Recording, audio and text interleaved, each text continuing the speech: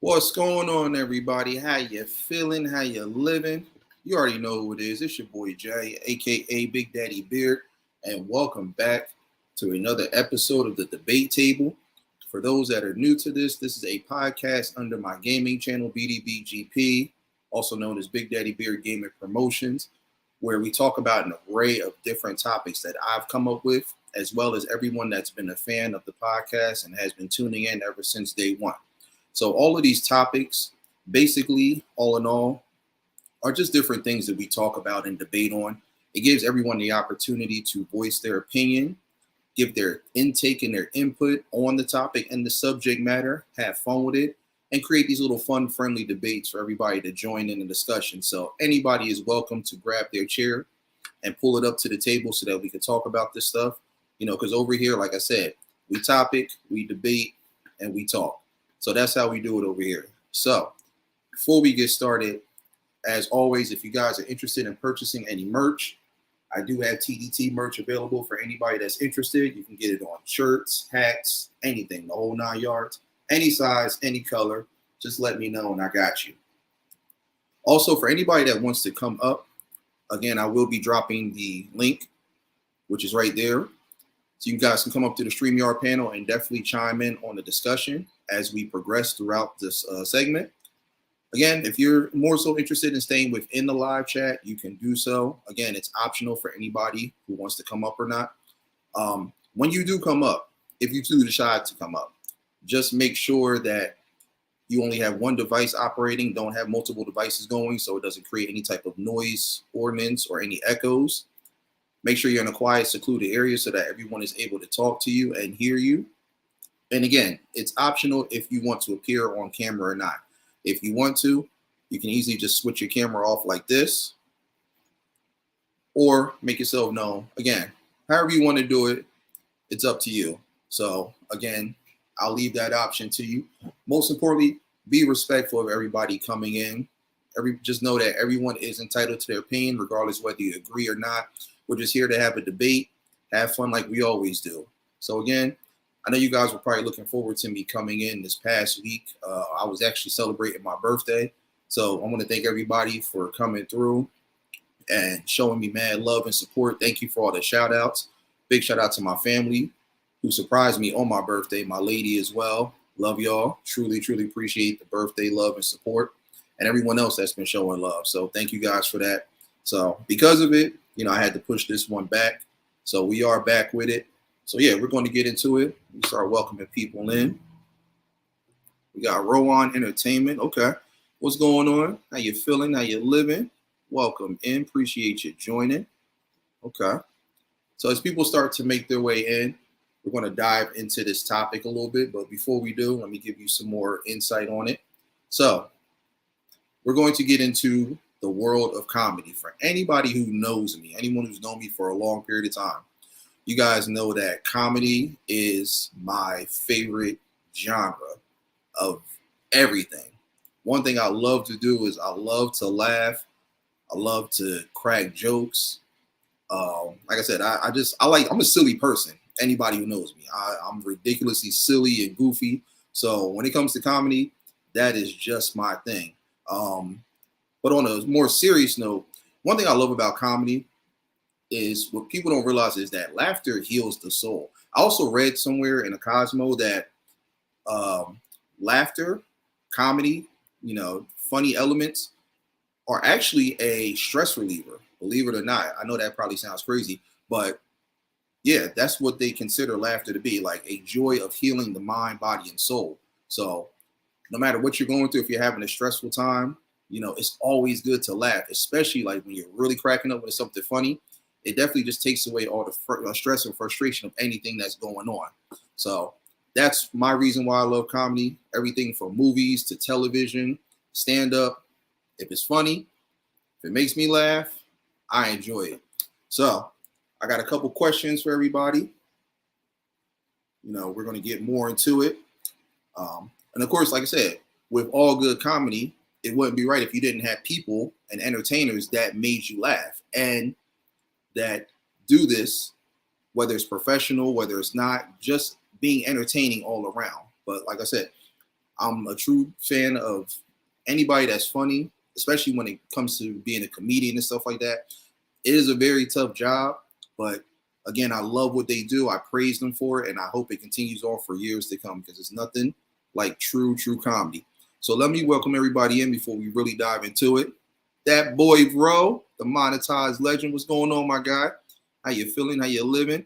My boy, Johnny Blaze, ain't a damn thing changed. What's going on with you? Appreciate you joining. Welcome in. Juniper, how you feeling? How you living? Welcome in. Oh, you already know. All day. Even though it's Virgo season, shout out to all the Virgos right now. It's your time right now. I ain't gonna throw no shade. And again, it's still Leo gang all day, every day. We out here. You already know what it is. Yes, sir. I got my baby, my lady in the building. Hey, mama. This is EC. Life's Magical Journey. Welcome in, baby. How you feeling? How you living? Joe, JP, what's good, JoJo? How you feeling? How you living? Welcome in. Appreciate you coming through. What's going on with you? Glad to hear it. Glad to hear it. Okay.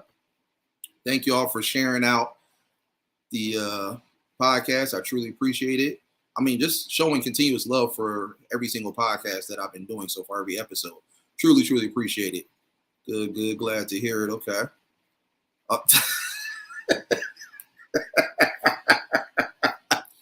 Who better than to have one of my boys come in and do that? Of course you would, Sam. What's good, my guy? BOE Gaming in the building, a.k.a. KS Strappington. What's good, my guy? My brother from another. Oh, God. I can't stand you, man.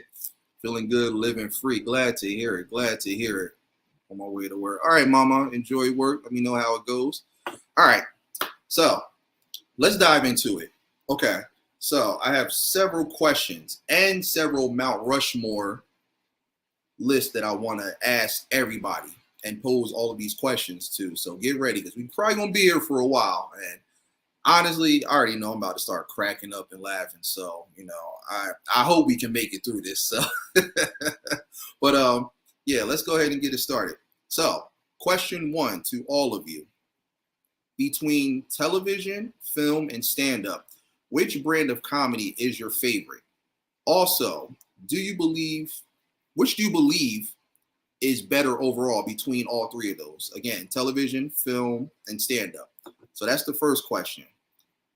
My second question, do you feel that certain types of people in today's society who are considered extremely sensitive should be allowed to publicly criticize comedians for saying or performing certain types of jokes that they find offensive? That's question 2. Question 3, do you think film producers should make sequels to comedy movies that are already considered absolute classic, and why? Then question 4 is, which comedians do you believe are the most overrated and underrated? So let me know what you guys think about that. I'm going to start to dive into these questions. So again, if you need me to repeat those, let me know as I keep welcoming more people in. Okay. AWF, what's going on? Appreciate you coming through. Welcome. Oh, thank you. Thank y'all. New member in the house, Juniper. Truly appreciate that. Oh yeah, big shout out to my aunt Angie Styles too. She also became a member of the channel. So thank y'all. Seriously, thank y'all. That truly means a lot. And shout out to all my other members as well. My lady, Life's Magical Journey. My brother from another, BOE Gaming. The list is getting bigger and bigger. So thank y'all. Truly appreciate it. All right. So I'm gonna start with the first question. Again, let me go over it again for you guys before I dive into the Mount Rushmore ones. So between television, film, and stand-up, which brand of comedy is your favorite? Also, which do you believe is the best overall? So for me, to basically answer both, stand-up. Stand-up is my favorite, and I believe it's the best overall. Reason being is because, with television and film, they've produced amazing classics, whether it's movies or TV series.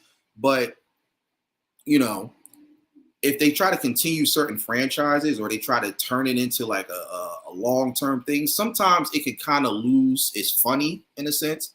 Like some can start off really good, and then over the course of time, it can kind of start to get dry and, lose its touch. It's not as entertaining as it was when it first came out. So for me, that's how I feel about that. Now with stand-up, I love it because I feel like it can never get old. There's so many different topics and there's so many different people that know how to storytell and be vivid and creative when they're up on that stage. Like you could pick anything or talk about anything and find a way to formulate it into a joke or a story that just not only keeps you engaged, but is definitely going to make you laugh.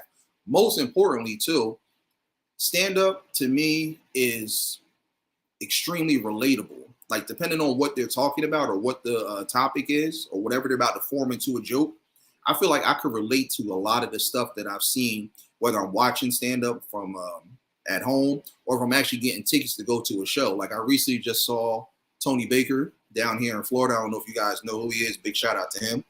Extremely dope, like in person. He's funny, you know, outside of the stand-ups and everything. I've seen him in films, I've seen him in television, but something about his stand-up, like just hysterical. Like that same person that he is, like you see on your YouTube videos, same person on the stage. And I love that. And just the way he like tells his stories and some of the stuff that he picks and talks about that I wouldn't even expect him to make a joke out of it, but he does, and he makes it so creatively funny. So yeah, for me, definitely stand up. Juniper says stand up television. No, they shouldn't be reprimanded for their jokes. It's comedy. What was number 3? Okay, so you pretty much answered both. Number 3, question 3, Juniper is, do you think film producers should make sequels to comedies that are already considered absolute classics, and why? So it definitely can get old or just long or no longer funny. Agree. Yeah, because I've watched a lot of TV series and I've watched a lot of comedy movies to where it kind of dries out after a while. Like, let me see, what's a really good example? I don't know if you guys ever seen that show. It's called Blackish. I think it was on ABC, if I'm not mistaken. Anthony Anderson and Diana Ross's daughter, Tracy Ellis Ross. Dion Cole was on it, Wanda Sykes. So I love that show. And when it first came on, the first 2 seasons of it, absolutely funny. Really, really dope. The 3rd season was, it was okay. But like later on, it started to get like really, really boring. Like it wasn't as funny as when it first came out. Started off great, but then just started to lose its funny a little bit, you know? So that's just one example. I mean, there's a lot of other shows. Sometimes, you know, you'll even have those shows or you'll have those movies where it's funny, but sometimes the jokes, they're like hit and miss, but it's still, overall, it's still good, but it's just not, it's not enough to make it like an absolute classic. You know what I'm saying?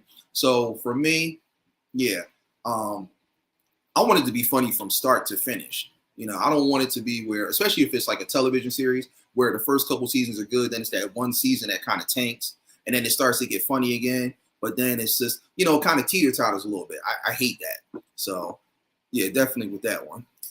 Frugal Mama, what's going on? How you feeling? How you living? Welcome in. No, I don't think they should do sequels. If the first is labeled a classic, in my experience, I generally don't find the sequels nearly as funny. Okay. I'm actually about to dive more into that. So for those coming in, welcome in. We are talking about the world of comedy. Again, the questions are, before we dive into the Mount Rushmores, between television, film, and stand-up, which brand of comedy is your favorite? Also, which do you believe is the best overall and why? That's question 1. Question 2, do you feel that certain types of people in today's society who are considered extremely sensitive should be allowed to publicly criticize comedians for saying or performing certain types of jokes that they find offensive? Question 3, do you think film producers should make sequels to comedies that are already considered absolute classics, and why? And then question 4, which comedians do you believe are the most overrated and underrated? So those are the 4 questions there. Yes, start to finish last, the way it should be. Exactly, Juniper. Like, if it starts off funny, I need it to end funny. There's one show right now that I just found out about and I started watching. It's on Hulu. If you guys get a chance, if you have Hulu, check it out. It's called This Fool. I don't know. One day I was just bored and I was just scrolling through, just looking for something to watch. I didn't feel like streaming or whatnot, and so I was watching it, and I saw like the trailer for it. I'm like, oh, this actually looks pretty good. And so I ended up watching it. Right now, it just came out. It's fairly new. It's on its first season, but literally, it was about 10 episodes, about 30 minutes each. I kid you not, every single episode I was cracking up. I love like how they did the build up with the first couple episodes, and then from like episode 3 all the way to the end of the season, hysterical. It got funnier and funnier. Like I love that type of comedy, and I hope they do another season. Maybe like probably like 2 or 3 more. But I just love creative comedy where they think outside the box, where they say and do clever things that just like you wouldn't expect and are just going to make you laugh. And like I said, it's nothing like memorable comedy, you know. So if you guys get a chance, watch it. It's called This Fool. It is hysterical. Y'all gotta watch it. Like it's really hard to explain, but hysterical. If you have Hulu, definitely check it out. If not, you can probably like look up some clips on YouTube and stuff. But funny. Definitely, I would watch it. Doing well, trying to figure out third grade homework. Really? Okay, not too bad. All right. So yeah, let's dive into this next question. I just gave my take on the first question. So question 2 about, certain types of people in today's society who are considered extremely sensitive. Should they be allowed to publicly criticize comedians for saying or performing certain types of jokes that they find offensive? Honestly, no, they shouldn't be allowed to do that. Because here's the thing. What's the saying? If you can't take the heat, then stay out the kitchen. If you're one of those people that's really, really sensitive and you get offended to certain things that comedians say, whether it's in a stand-up, whether it's in a film or it's on television, simple and plain, just don't watch it. Don't watch it. Don't tune in. If you go to a comedy show, you pay good money to get your ticket and go to a show. If they end up roasting you or they say something that you think is offensive, then don't continue to keep going back to those type of shows, because every comedian is different. No comedian should be filtered from saying what they want to say. Because last time I checked, when it comes to this country, don't we have the right to say what we want, freedom of speech? So people are going to say it regardless whether it's to your face or it's behind you. So you shouldn't get upset or feel some type of way. Now, if you do, like I said, then you just should not be in that type of atmosphere. But if you're going to go to those type of shows, or if you're going to watch those stand-ups or any type of movies or television that correlates to comedy, especially when it's someone that you know is going to say something along the lines of that, don't get upset. You knew what it was going into there. You know how many times I've watched different stand-ups from some of my favorite comedians, and they've actually showed people leaving out of the theaters and stuff, or the comedy clubs. I remember one of my favorites, legendary, rest in peace, Paul Mooney. I was watching one of my favorite stand-ups from him, and he had said something, and everybody was cracking up. And it was racial, but he's not a racist though. But he was, kind of breaking down the difference between this race and that race. And these people got offended, and they got up and left. And he saw them leave, and he was actually saying to the audience, he was like, "Yeah, y'all saw those people leave, right? And guess who that was? It was Hollywood." And they just started laughing even harder on top of what he had already said. And lo and behold, they actually were like Hollywood executives. I think they were like scouting, because I think they were talking about they wanted to work with him and stuff like that. But they were so offended by the stuff that he said. And he didn't even say nothing crazy over the top, but they got up and left. So that's the thing. You got to be prepared for what's to come. They are there to make people laugh. They're not there to do a spoken word or poetry and stuff, or sit there with that person in the background playing the bongos and stuff, finger snaps.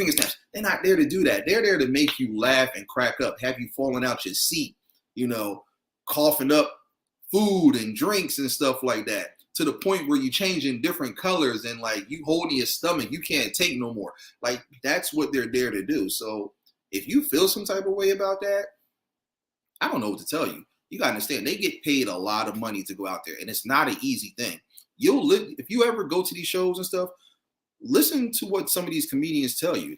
they think that most people think that comedy is easy. Like you just get up there and say whatever, do whatever, and everybody's gonna laugh. Wrong. If it's not funny, if it bombs, if your jokes tank, oh, trust me, you will know.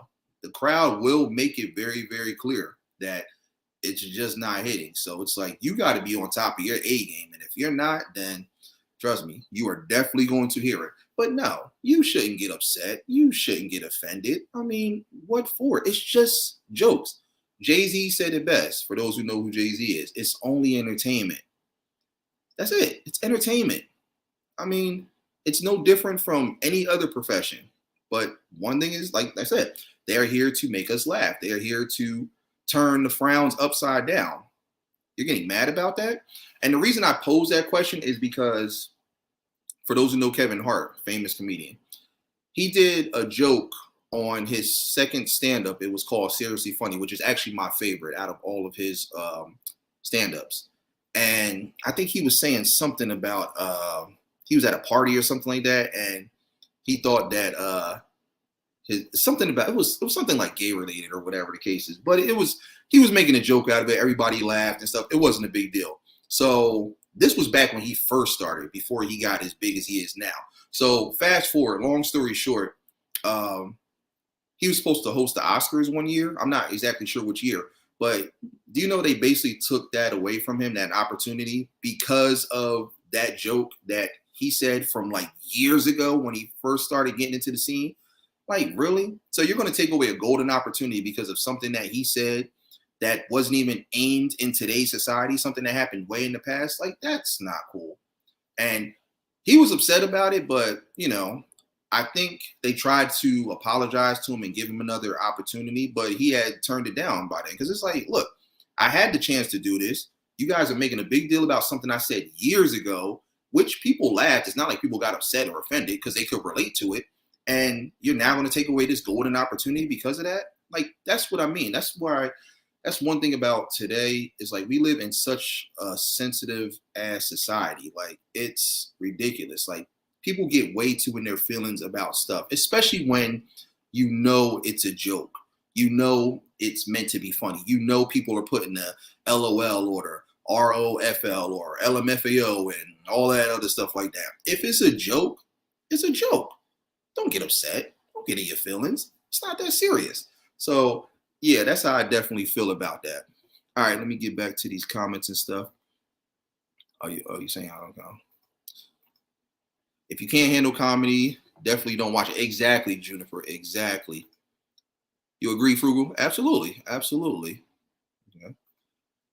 Rob, what's going on, my guy? How you feeling? How you living? Welcome in. Appreciate you coming through. That was ridiculous. Exactly. Exactly. It didn't make no sense.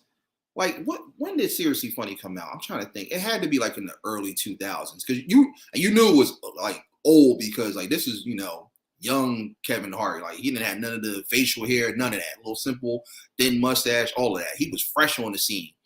And they criticized him for that. I thought that was just ridiculous. And like, so no, because you got to understand, these people have to make a living. They got to make money. They got to continue to keep doing what they do. And you're going to take away those type of opportunities because of that? Like, no, that's not fair, because you can't handle a simple joke. And it's not like, I could see if, it was one of those jokes that was like way over the top, that was just way too much to handle. I could understand that. But if it's not, and if everyone is laughing, you should be able to just laugh too. And like I said, if you can't handle it, you don't need to be there. You don't need to be in that type of environment whatsoever.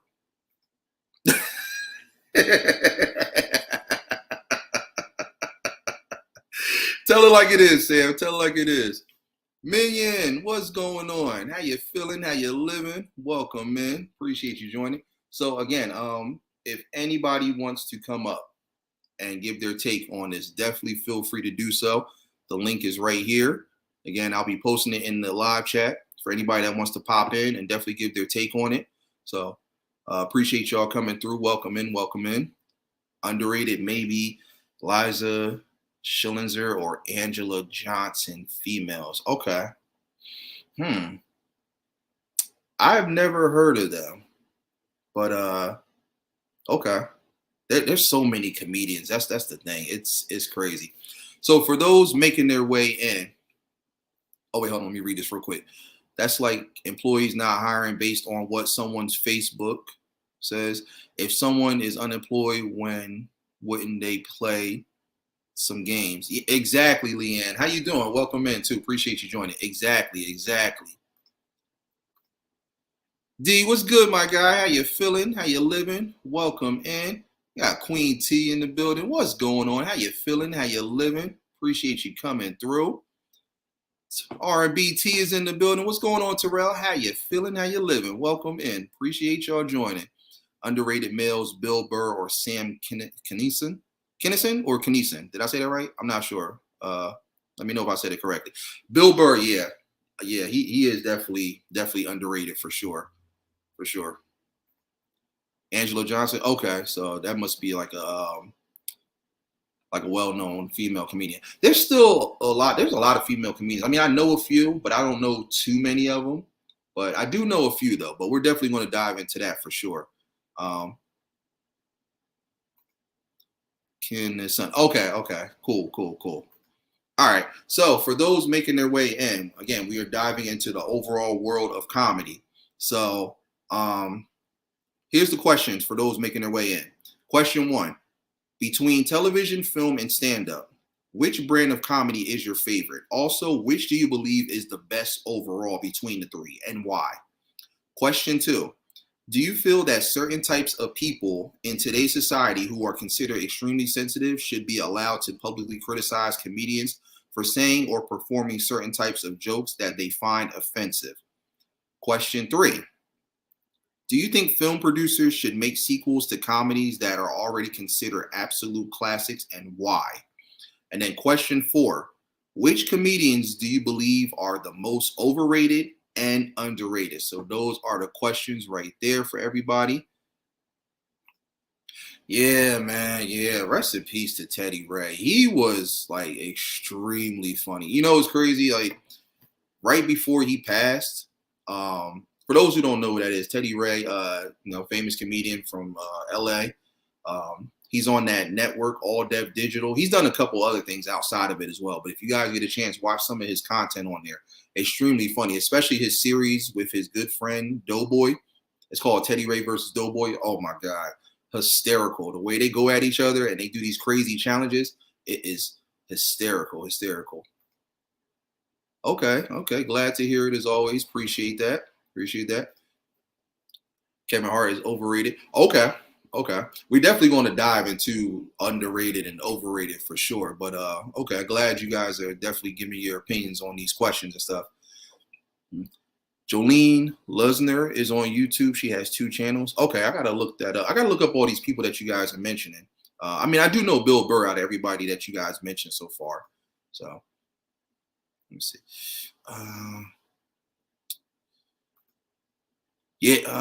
George Carlin. Oh, he passed? What? Wow. I didn't know that. Wow. I agree. Celebrate his birthday every year. Just watching his skits. Yeah. Teddy Ray is hysterical. Like he was so cool and mellow with his jokes and stuff like that. And then like his laugh and stuff, it always sounded like something was revving up. He like he laughed like that. I used to crack up. But yeah, he was such a humble, laid back comedian, man. I'm gonna miss him, man. Rest in peace to TR. You already forgot the question. Which one? Question 1, 2, 3, or 4. Let me know which one. I'll repeat these questions too if you guys need me to. It's a lot of subject matter and whatnot. All right, let me just go through. Yeah, absolutely. Rest in peace, Teddy Ray. You never heard of Teddy Ray? Okay, Terrell, when you get a chance, go on YouTube, look up All Deaf Digital, or just type in Teddy Ray. And you'll see like all of his different stuff that's come up. He is hysterical, funny. Yeah. Right. Bernie Mac, another one, legend. Rest in peace to all the comedians that are no longer here, man. That live on through everything that they've done, all of their bodies of work. Bernie Mac is another one. Absolute favorite right there. The moral is the story is some people laugh at what comics have to say right up until they don't agree, and then they go berserk. Good point, Leanne. Very, very good point. Let me keep that up there for a minute so you guys can see exactly what that is. Exactly. It's like they'll laugh at every single thing that they find hysterically funny and whatnot. And then it's like the minute that comedian says one little thing that correlates to them or upsets them, next thing you know,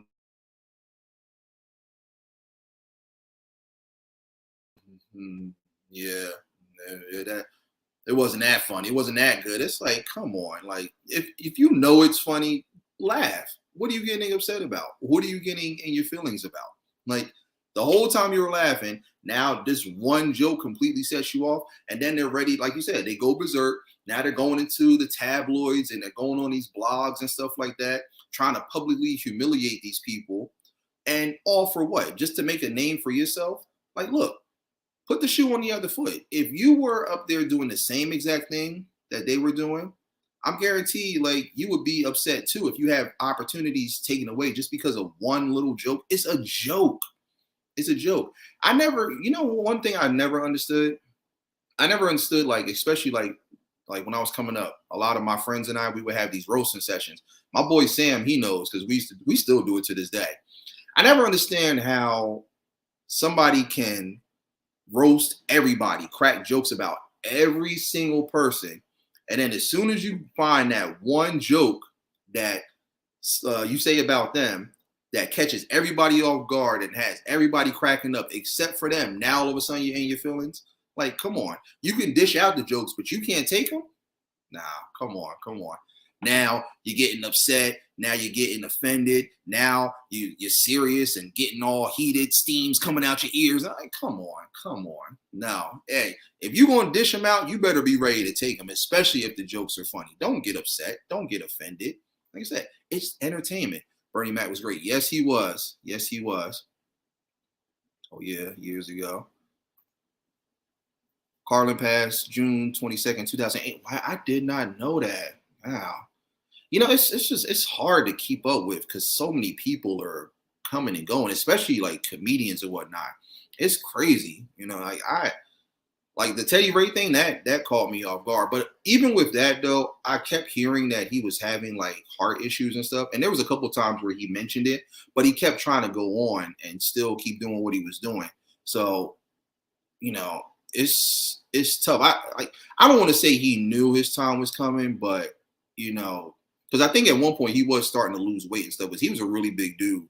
But yeah, it's tough, like when situations like that happen and you don't expect it, but like, yeah, that it really caught me off guard. I just happened to like go on my phone one day. I was at work and I'm like, wait, Teddy Ray passed? Like, what?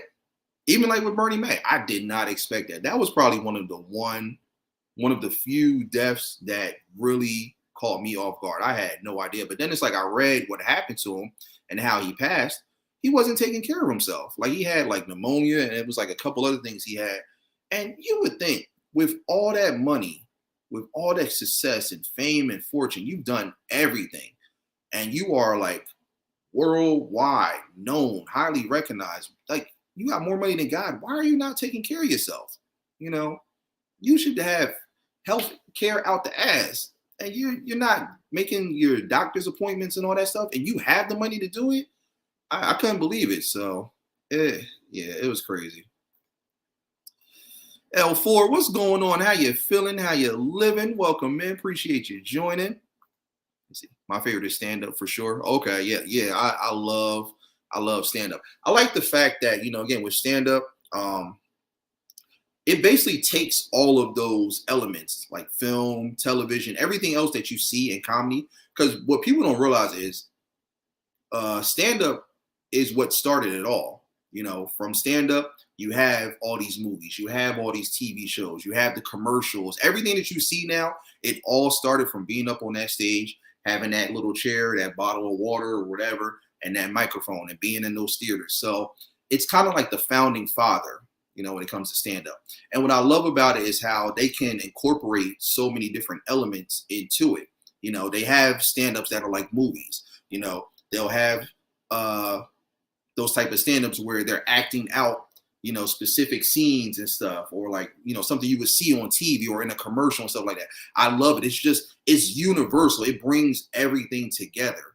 And like I said, it's the purest form of comedy. That's why I get so upset when, these people, these sensitive ass people get in their feelings and try to like criticize these comedians for what they do. I'll never forget, if you guys know Deion Cole, he's from Blackish, extremely funny comedian. He had this, not his most recent one because he just did a new one, but he had a previous stand-up. It was called, I think it was called Cold Hearted. And he was actually talking about this whole situation where like people are getting in their feelings and getting upset. He was saying that, look, you got to understand, like, stand-up is the last purest form of raw comedy. So if you take that away, I mean, you're basically just like stabbing comedy right in the heart, because like this is where it all started. Think about it, shows like Def Comedy Jam, Comic View, just a few just to name. Like, again, so many big names are born because of that. We know so many people all from stand-up, going to those little underground comedy clubs, to seeing them on the big screens, to go into those sold out shows. Like, stand-up started it all. So you taking that away, you basically are destroying the nucleus inside of an atom. It's just like, come on, like, no. So this is the only, and Deion Cole was saying, like, this is the last place where, comedians can actually just come and be themselves and be free, be one with the audience, and enjoy the love and support that they're getting from them. Actually seeing people crack up and rolling on the floor, the whole 9 yards. Because, with movies and television, it's scripted. You got to kind of be careful of what you say, unless they're creating and producing, these television shows or these movies, it's a little more filtered. Stand up, there's no filter.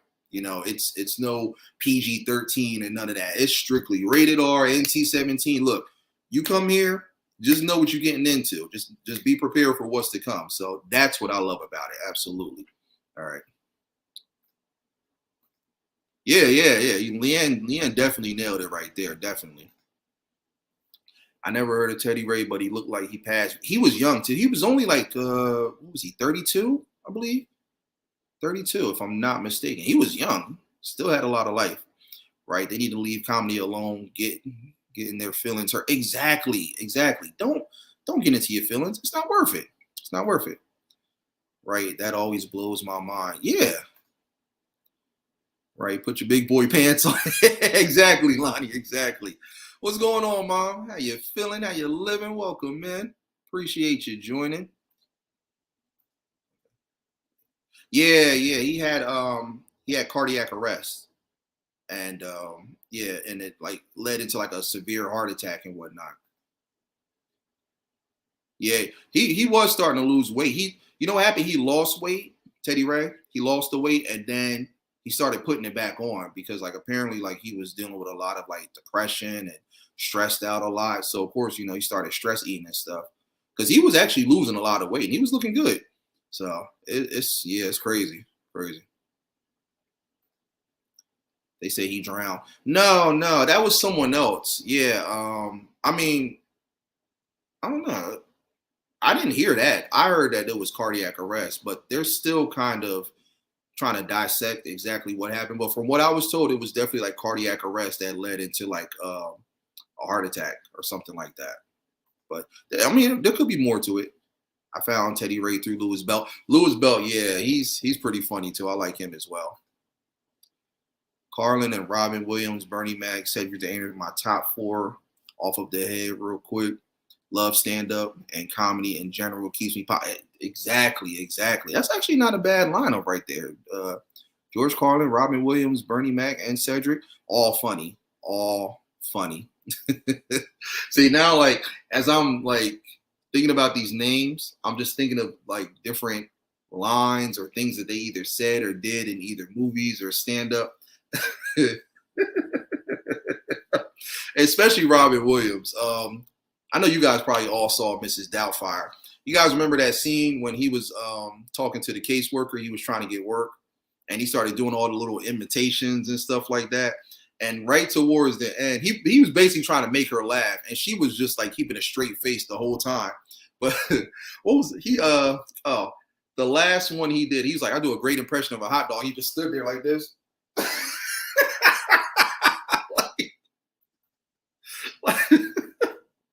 And the whole time, she was like, because his name was Daniel Hillard in the movie. She was like, "Mr. Hillard, do you find yourself funny?" He was like, "Well, I thought I did, until today. You've changed all of that." Oh man, that part was too funny.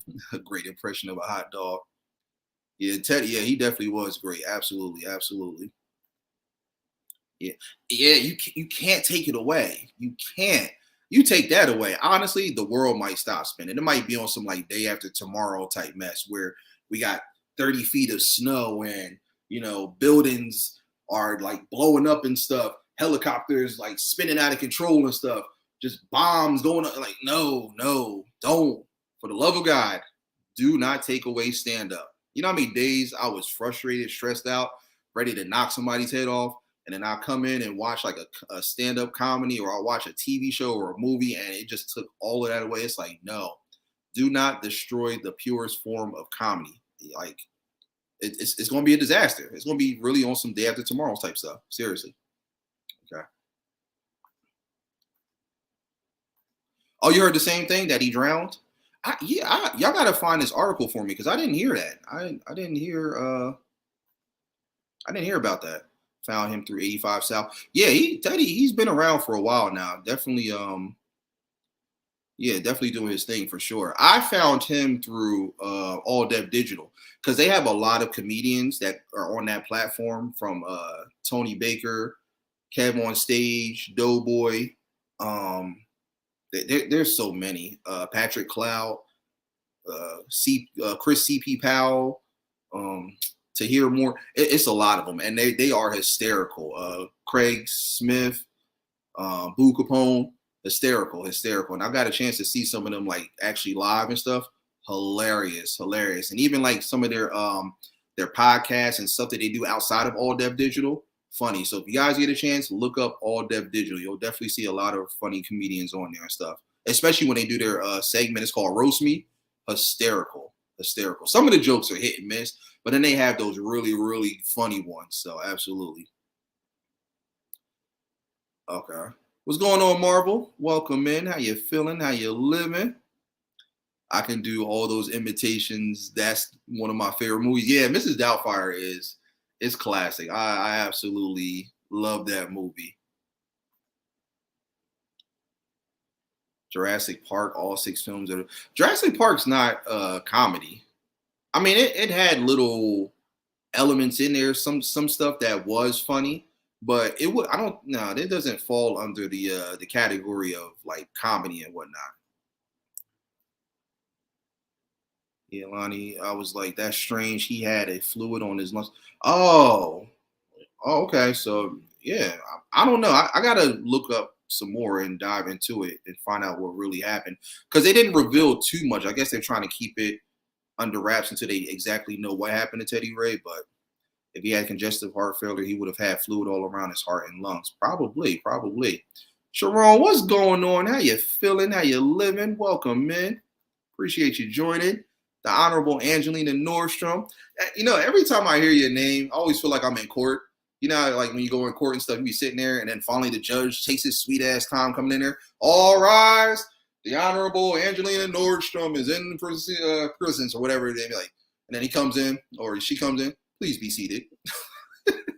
So I don't know. Your name just always reminds me of like a judge or something like that. But how you feeling? How you living? Welcome in. If you get a chance, check out Josh Blue's first 2 stand-up specials. He's hysterical. Okay, Josh Blues. I'm noting all of this. I'm going to come back and watch the replay of this for sure.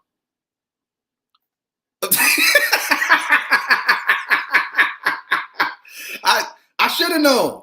I should have known you was gonna say something. Yeah, I'm kind of head scratching too. I said Jurassic Park. What part was funny in there?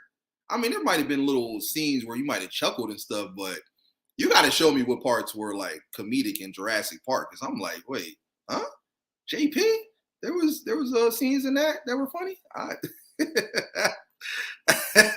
J Money from the 615, what's going on? How you feeling? How you living? Welcome in. Appreciate everybody coming through, man. This is love. This is beautiful. I love it. Hey, look, y'all. Everybody's here. Doesn't Angelina's name, like the way she has it, the Honorable Angelina Nordstrom? Don't that sound like a judge? Like one of the ones you see on like what's those networks, UPN and all that. Remember Judge Judy and Joe Mathis and stuff like that. Hey, Angelina, you should think about doing that. You should think about doing like a judge show. You know, you definitely got the name for it for sure. So, okay. So for everybody coming in, we are just diving into the world of comedy all around. So Sharon and everyone else coming in, here are my questions for all of you. Question 1. Between television, film, and stand-up, which brand of comedy is your favorite? Also, which do you believe is the best overall and why? That's question 1.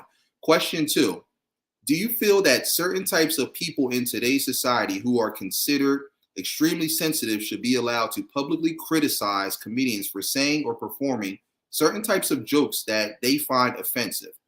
Question 3, do you think film producers should make sequels to comedies that are already considered absolute classics, and why?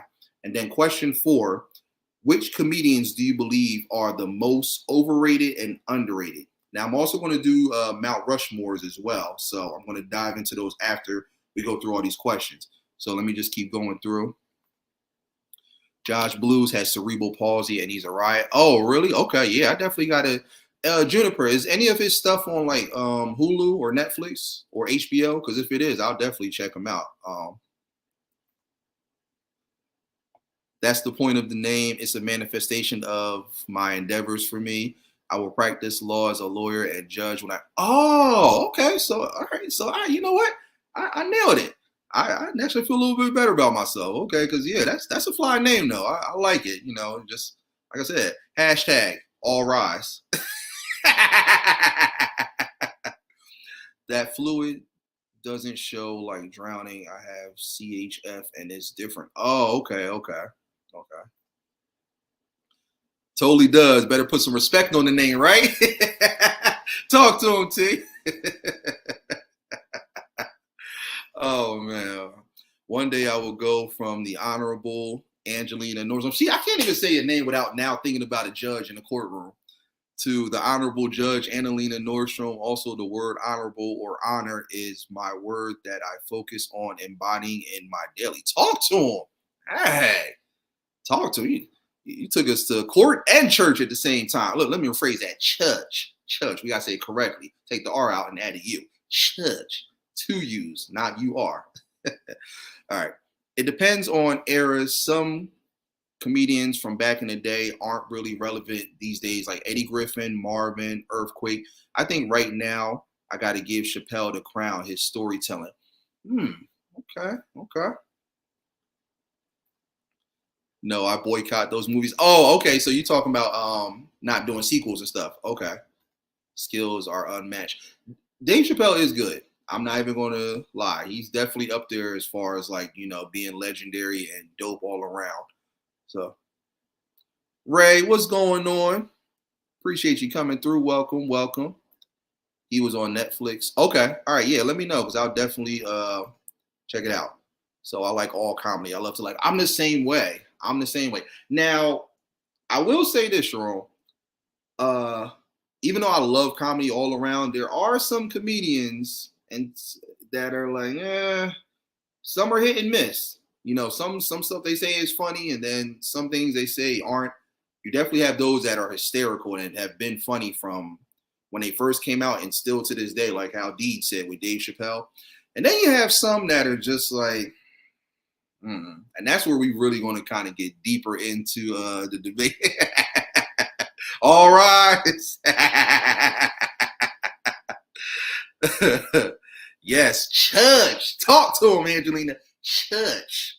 Because, you know, I had somebody tell me that. He's like, why do you say church and not church? Because you ain't been to our type of church. You know, you've been to, you know, the churches, you know, where they got the Damien music playing and It sounds like somebody's about to have one of those human sacrifices, and you got the choir and stuff singing. That's not church. That's a dungeon. We go to church, where you got the pastor and stuff with all the jewelry and everything and stuff, that fly and flashy 3-piece suit on, even though we know he's not a real pastor and stuff, jumping all around and stuff. People just catching the Holy Ghost for no reason. Next thing you know, they giving their whole entire rent to the collection. So church, that's what that is. For anybody that's asking, I know it's kind of off subject, but I'm just saying. All right. they loving it. They loving it. The Honorable Judge Angelina Storstrom, all rise, hashtag.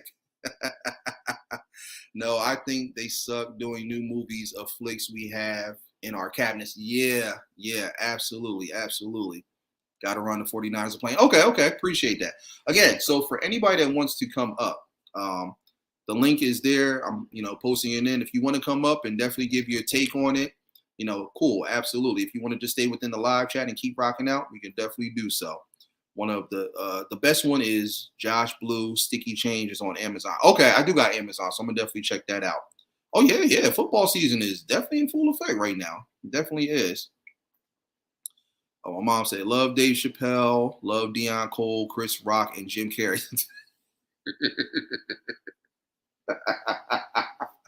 That's what I said. I don't know if I'm gonna make it, because like I said, as I start thinking of names, I'm automatically just gonna start thinking of different scenes and lines in movies. Oh my God. Jim Carrey especially. Okay, so let me dive into question 3. So do you think film producers should make sequels to comedies that are already considered absolute classics, and why? Okay, here's the thing with that. If a movie is pure gold, I mean classic, cult classic, whatever you want to call it, 5 stars, 6 to infinity and beyond, Buzz Lightyear, all of that, the whole 9 yards. If a movie is just perfect and it's iconic, do not touch it. And I'm gonna give you a really good example of one that they touched, and I hate that they did it. Coming to America, and I think you all can agree with me. I don't know why they did a sequel to Coming to America. Why? Like what? D hell, not D, D-E-E, D hell. Why did they touch that movie? Because number one, it made no sense. Okay, anybody that's watched Coming to America, you guys know. When the hell did Akeem have a kid? Better yet, let's rewind that. When the hell did Akeem have sex? Because last time I checked, the most he did anything of intimacy was kissing Lisa. So where the hell did this imaginary kid come from? It just made no sense. And now I recently heard that they're trying to turn it into a franchise. Yeah, that's right. They're getting ready to do a Coming to America 3. Why? What the hell is this one going to be about? What now? What Simi has like a secret kid or something that we don't know about? Like, come on. It's just like, no. Here's my thing with sequels. If you are going to do a sequel to a classic movie, then everything has to flow. Bring all the same characters back. Make sure that the story is perfect. Make sure it makes sense. Don't just throw a bunch of people in there and just say, okay, this is it. Go see it. Just so you can make money. Because really, that's all it's about nowadays. And that's what Sharon was saying. I completely agree.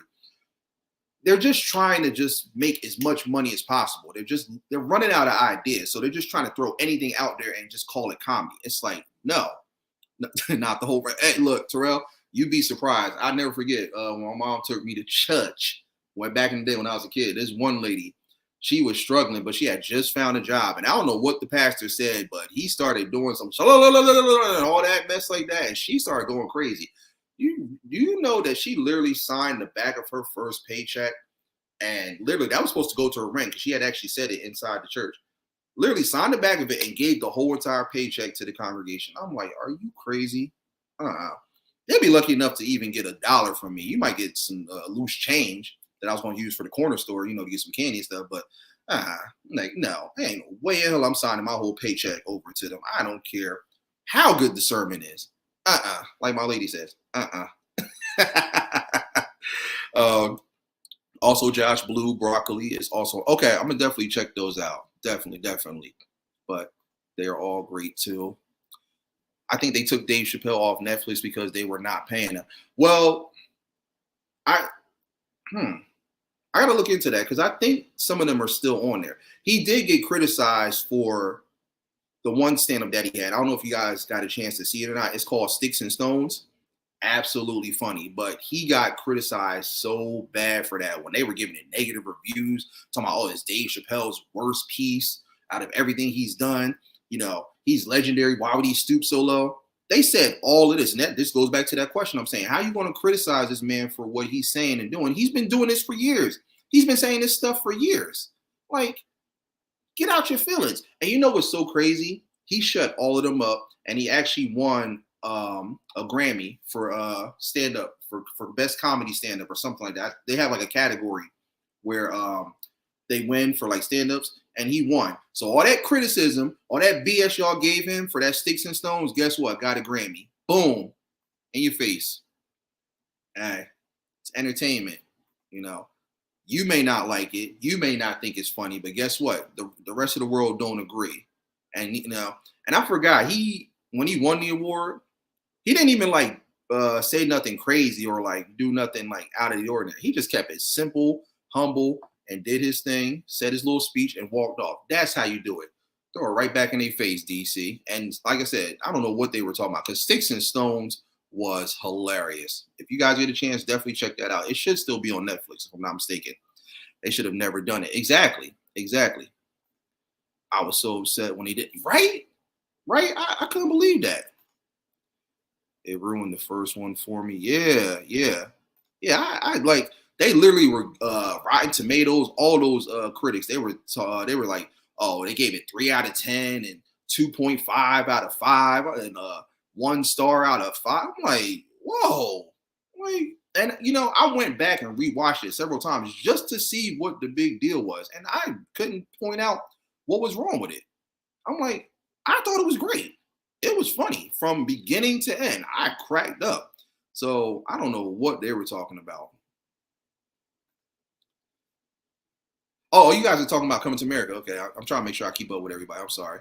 So I'm just, you know, it pisses me off when they try to disrespect comedy in its purest form and stuff like that. That was my favorite movie all time. Yeah, they didn't need to touch Coming to America. And there's a lot of other movies that are very similar to that one that they're trying to turn into sequels and franchises. Or you know what they'll do? They'll have a movie that came out years ago, and then like 20 years later, now they're bringing back the movie or they're doing a sequel. It's like, okay, here's my thing. Like with Coming to America, if you were going to do a sequel to that, you should have did it back then. When did Coming to America come out? What was that? Like 83, 84, like right around the time I was born. So, yeah, don't make a sequel 20 years later because now it's like so much has changed. First off, I could tell you everything that was wrong with Come to America. They threw way too many people in there that had no business being in there. There were a lot of characters from the first one that were classic that were missing from the second one. For example, Lisa's sister. Oh my God, what was her name? Patrice. Why wasn't Patrice in part 2? There was a couple other characters from the first one that weren't in it. And then it's like when they did it, everybody just looks old and like it wasn't even funny. I kid you not. I did not laugh at all. Not one time. I wasn't going to watch it, but I decided to finally just say, you know what, the hell with it. I'm going to go ahead and watch it. And I did. I didn't laugh not one time. My mom, she watched it. She was like, well, Jaden, I chuckled. I'm like, yeah, see, you chuckled. You didn't laugh. The only part that I chuckled on was towards the end when they brought out Randy Watson.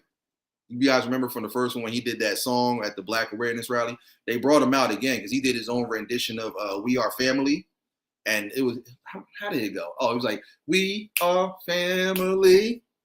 I got sexual chocolate. I ain't gonna lie. That was funny. But other than that, the rest of the movie, an abomination. And now they're going to do a third one. Just stop. All right. I agree. Only sequels I like are Rush Hour and some of the Rockies. Well, Rocky wasn't really a comedy. Rush Hour, okay. The first one, classic. They did good with the second one. I'm not even gonna lie. The second one was a really good follow up. It wasn't better than the first, but it was good enough. The third one, they could have did without it. Honestly, it was hit and miss. It had some funny moments, but nah. Like two was good. Three, nah, it was a waste. Because like I said, it just I hate when like certain characters are in certain movies and then they're not in the next one, and then it's like, wait, what happened to this character? And then they'll give off some crazy story as to why they're not in it and stuff like that. I'll give you a perfect example. Even though it was funny though, you guys ever see that movie Ted with Mark Wahlberg and the little bear and stuff? They did a second one. I heard they're supposed to be doing a third one. Ted 2 was good. I'm not even gonna lie, it was funny, but again, certain elements like why wasn't Mila Kunis in the second one? Like I hate when they do that. Like if you're gonna do a sequel to a comedy that's already pure gold, do it right. The objective is to make it just as good or better. Like don't just throw it out there and just say, "Oh, that's it," just because you're trying to just make money and just get reviews and all of that stuff like that, and keep people relevant. Like no, don't do it. Like if it's already just gold, leave it alone.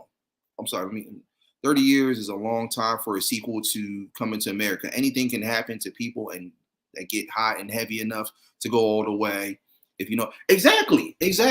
And you got to think about it. What if they don't even want to do it? They almost were not even going to do this second one because like I think like Eddie and Arsenio, they had like a dispute against like the direction of the way it was going. They eventually ended up doing it, but it wasn't like a personal dispute between them. But I think they didn't like the original script at first. But even this script was terrible. So yeah, I don't like that they did that. So let me just make sure I'm keeping up with everybody. I don't want to lose track. Exactly. They killed the whole movie with two. Coming to America was a true classic. Yes, it was. Yes, it was. Old school loves Flip Wilson, Red Fox, the Honorable Richard Pryor, and Paul Mooney. Okay. That's not bad. Not bad. Yeah, it wasn't worth the wait. I missed some of the characters, but the story for Coming to America, it was horrible. Nothing was funny about it. Nothing. Another one that they didn't really need to do a sequel for. It had its moments. It was funny, but they could have did without it. Nutty Professor, Eddie Murphy, the first one,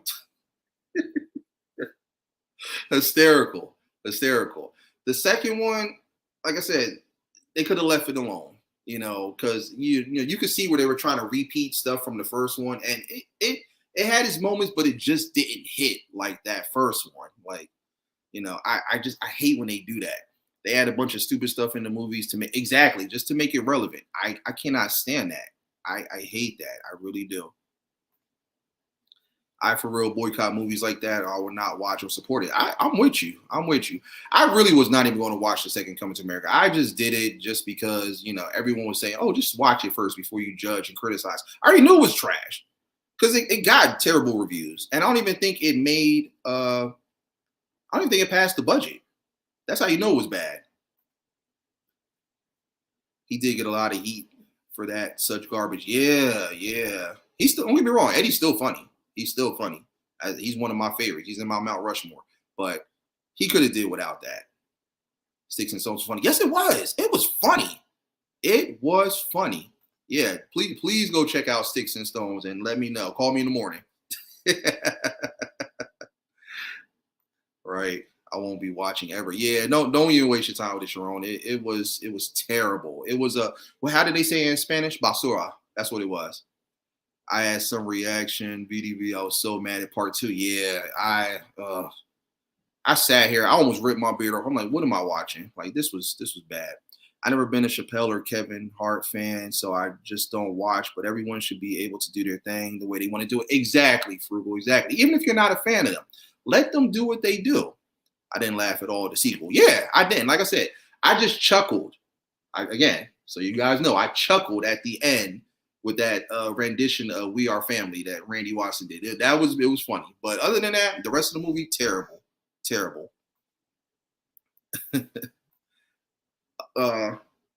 Ted was. Oh, really? You didn't like Ted? I like Ted. And reason why is because I like Seth MacFarlane. Like he is funny as hell. I like him. Like I said, they could have probably did without Ted too, but the first one was funny. Like Seth MacFarlane cracks me up. And like I said, I got a chance to meet him in New York. He is hysterical. Like especially when he switches off the impressions of all the characters that he does from his shows, like American Dad and Family Guy. Oh my God. I met him at Best Buy. So long story short, he came in because he was doing like a meet and greet. And real cool. Like you can tell he's just a goofy, silly person. And like I was talking to him for a minute, and we were just talking about like some of this. I was asking like how do you get it started and stuff, and he was like just from watching a lot of TV shows, stuff that you watch. I probably watched the exact same thing, so I just started to test him to see what he watched. I kid you not, this man watched everything. So everything that you see on Family Guy is all stuff that he watched from when he was younger and still to this day. So hysterical. And then he started going through the impressions. He was switching his voices from Stewie to Quagmire to Peter. Oh my God. When I tell you everybody in the store was like turning red and changing colors and cracking up, I don't know how we made it out of there alive. It was too funny. But yeah, shout out to Seth MacFarlane. Really dope. A Crash Teddy Bear. Okay. I liked it. Like I said, if you don't like Seth MacFarlane, like if you don't like Family Guy or American Dad, you're probably not gonna like Ted. So I can understand that. It's not for everybody.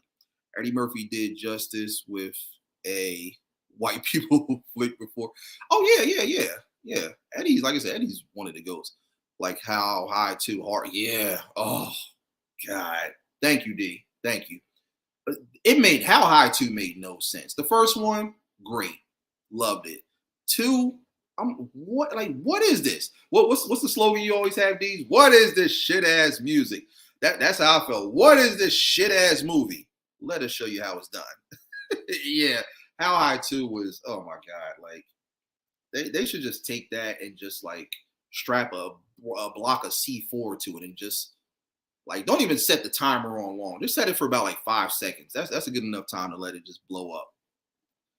Y'all made me glad I did. Yeah. Please, Juniper, for the love of God, do not watch it. It's an abomination. Ted was funny, the sequel. Yeah, like I say, it had its moments. It definitely had its moments, but like it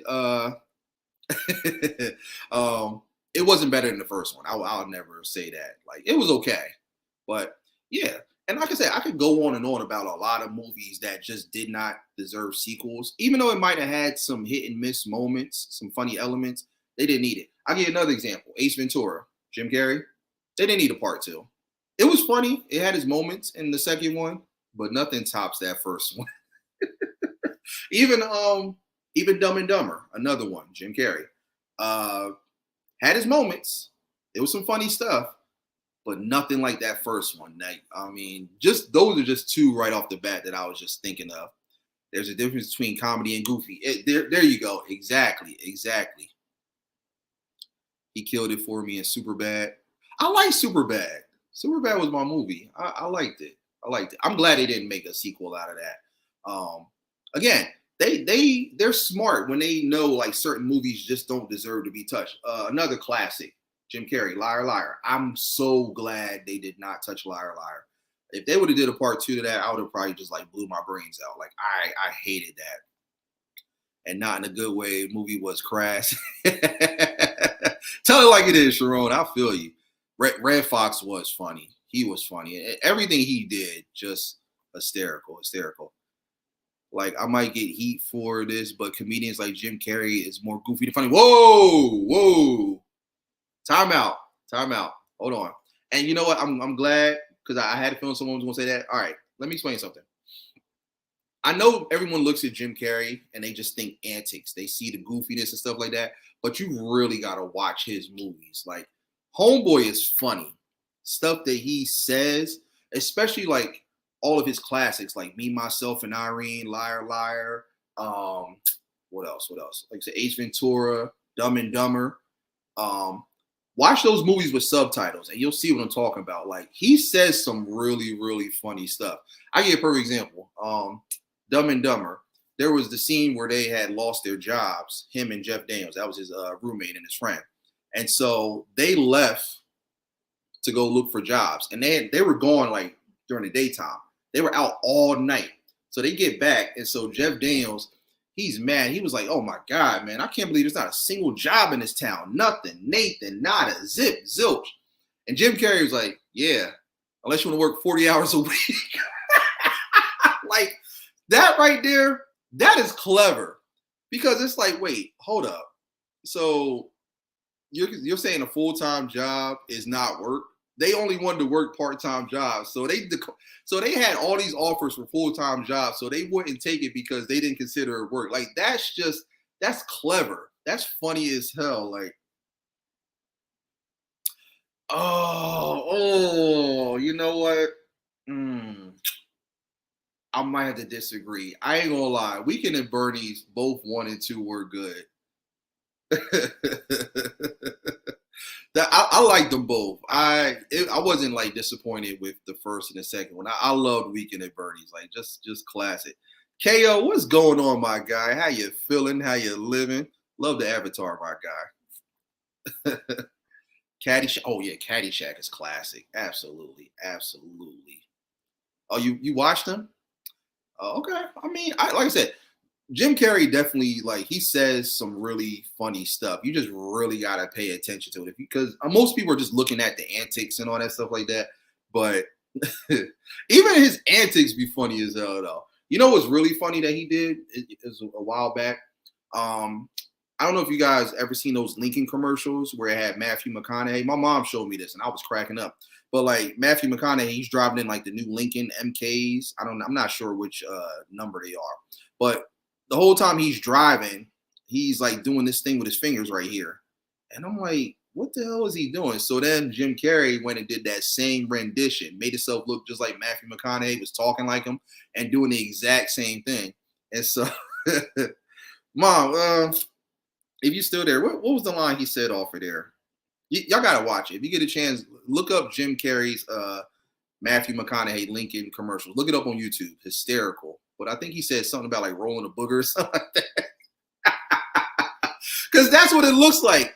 I'm like, and there's no explanation to why Matthew McConaughey was doing that in the commercials. It made no sense. Even look, I'm still doing it right now. I can't even stop. There's not even nothing in my fingers, and it's got me doing it. This actually, you know what? This does kind of feel good. It feels therapeutic. Y'all should try this. I don't know what the hell it is, but just try it. So don't judge me. Don't judge me. All right. I'm silly. Y'all know that. Oh, you agree? Okay. He is hilarious. Just off the cuff. I agree. Thank you. Thank you. Jim Carrey is hysterical. I don't care what you say. Okay. Everyone's entitled to their opinion. You're entitled to your opinion. But like I said, Jim, he's definitely in my top for sure. Okay, let's go crazy. What you think about? Oh, I love Team America. I love Team America. I don't care what no one says. The creators of South Park, Matt Stone and Trey Parker, they're hitting. They've been hit and miss lately with these last few seasons of South Park. When they first started, South Park was hysterical. But yeah, Team America, basketball, I absolutely love it. But yeah, Team America, that's my ish right there. The whole Durka Muhammad Jihad. I'm like, what? Oh my God. Yeah, I absolutely love it. Especially what's the guy? The terrorist. What was his name? Kim Jong or something like that. Like when he was doing all the different songs and stuff. Even their songs were hysterical. I love that movie. Now I might have to watch that when I get done with this for sure. He is a movie actor, not more of a stand-up fan. He would be funny on a Netflix special. Okay. He's done stand-ups, Jim Carrey. So, yeah, it's like older stuff, way, way back in the day when he first started off. Yes Man. Yeah, I like Yes Man. I like Yes Man. Oh. Rest in peace. Chris Farley is another one. Hysterical. I know a lot of people will say antics with him as well, but no, Chris Farley is funny, especially Juniper, which remind me, because I always forget. I don't know if it was Tommy Boy or if it was Black Sheep. Which one was it where he got his jacket caught in the plane? He started going ballistic, and he was trying to get out of it, but the plane took off, so he's flying up in the air. Which one was that? Was it Tommy Boy or Black Sheep? Because I always forget. It drives me crazy. You my peeps now? Hey, look, listen. I love comedy. Like I said, I love pure comedy. I love the goofy comedy. As long as it's not too like over the top. Like not like how D said. I don't like that corny, goofy comedy. But I like some goofy stuff. You know, like I said, if it makes me laugh, I'm gonna laugh. Yeah, South Park in the beginning was dope. It got corny like, you know, the later seasons because it's been on for a long time.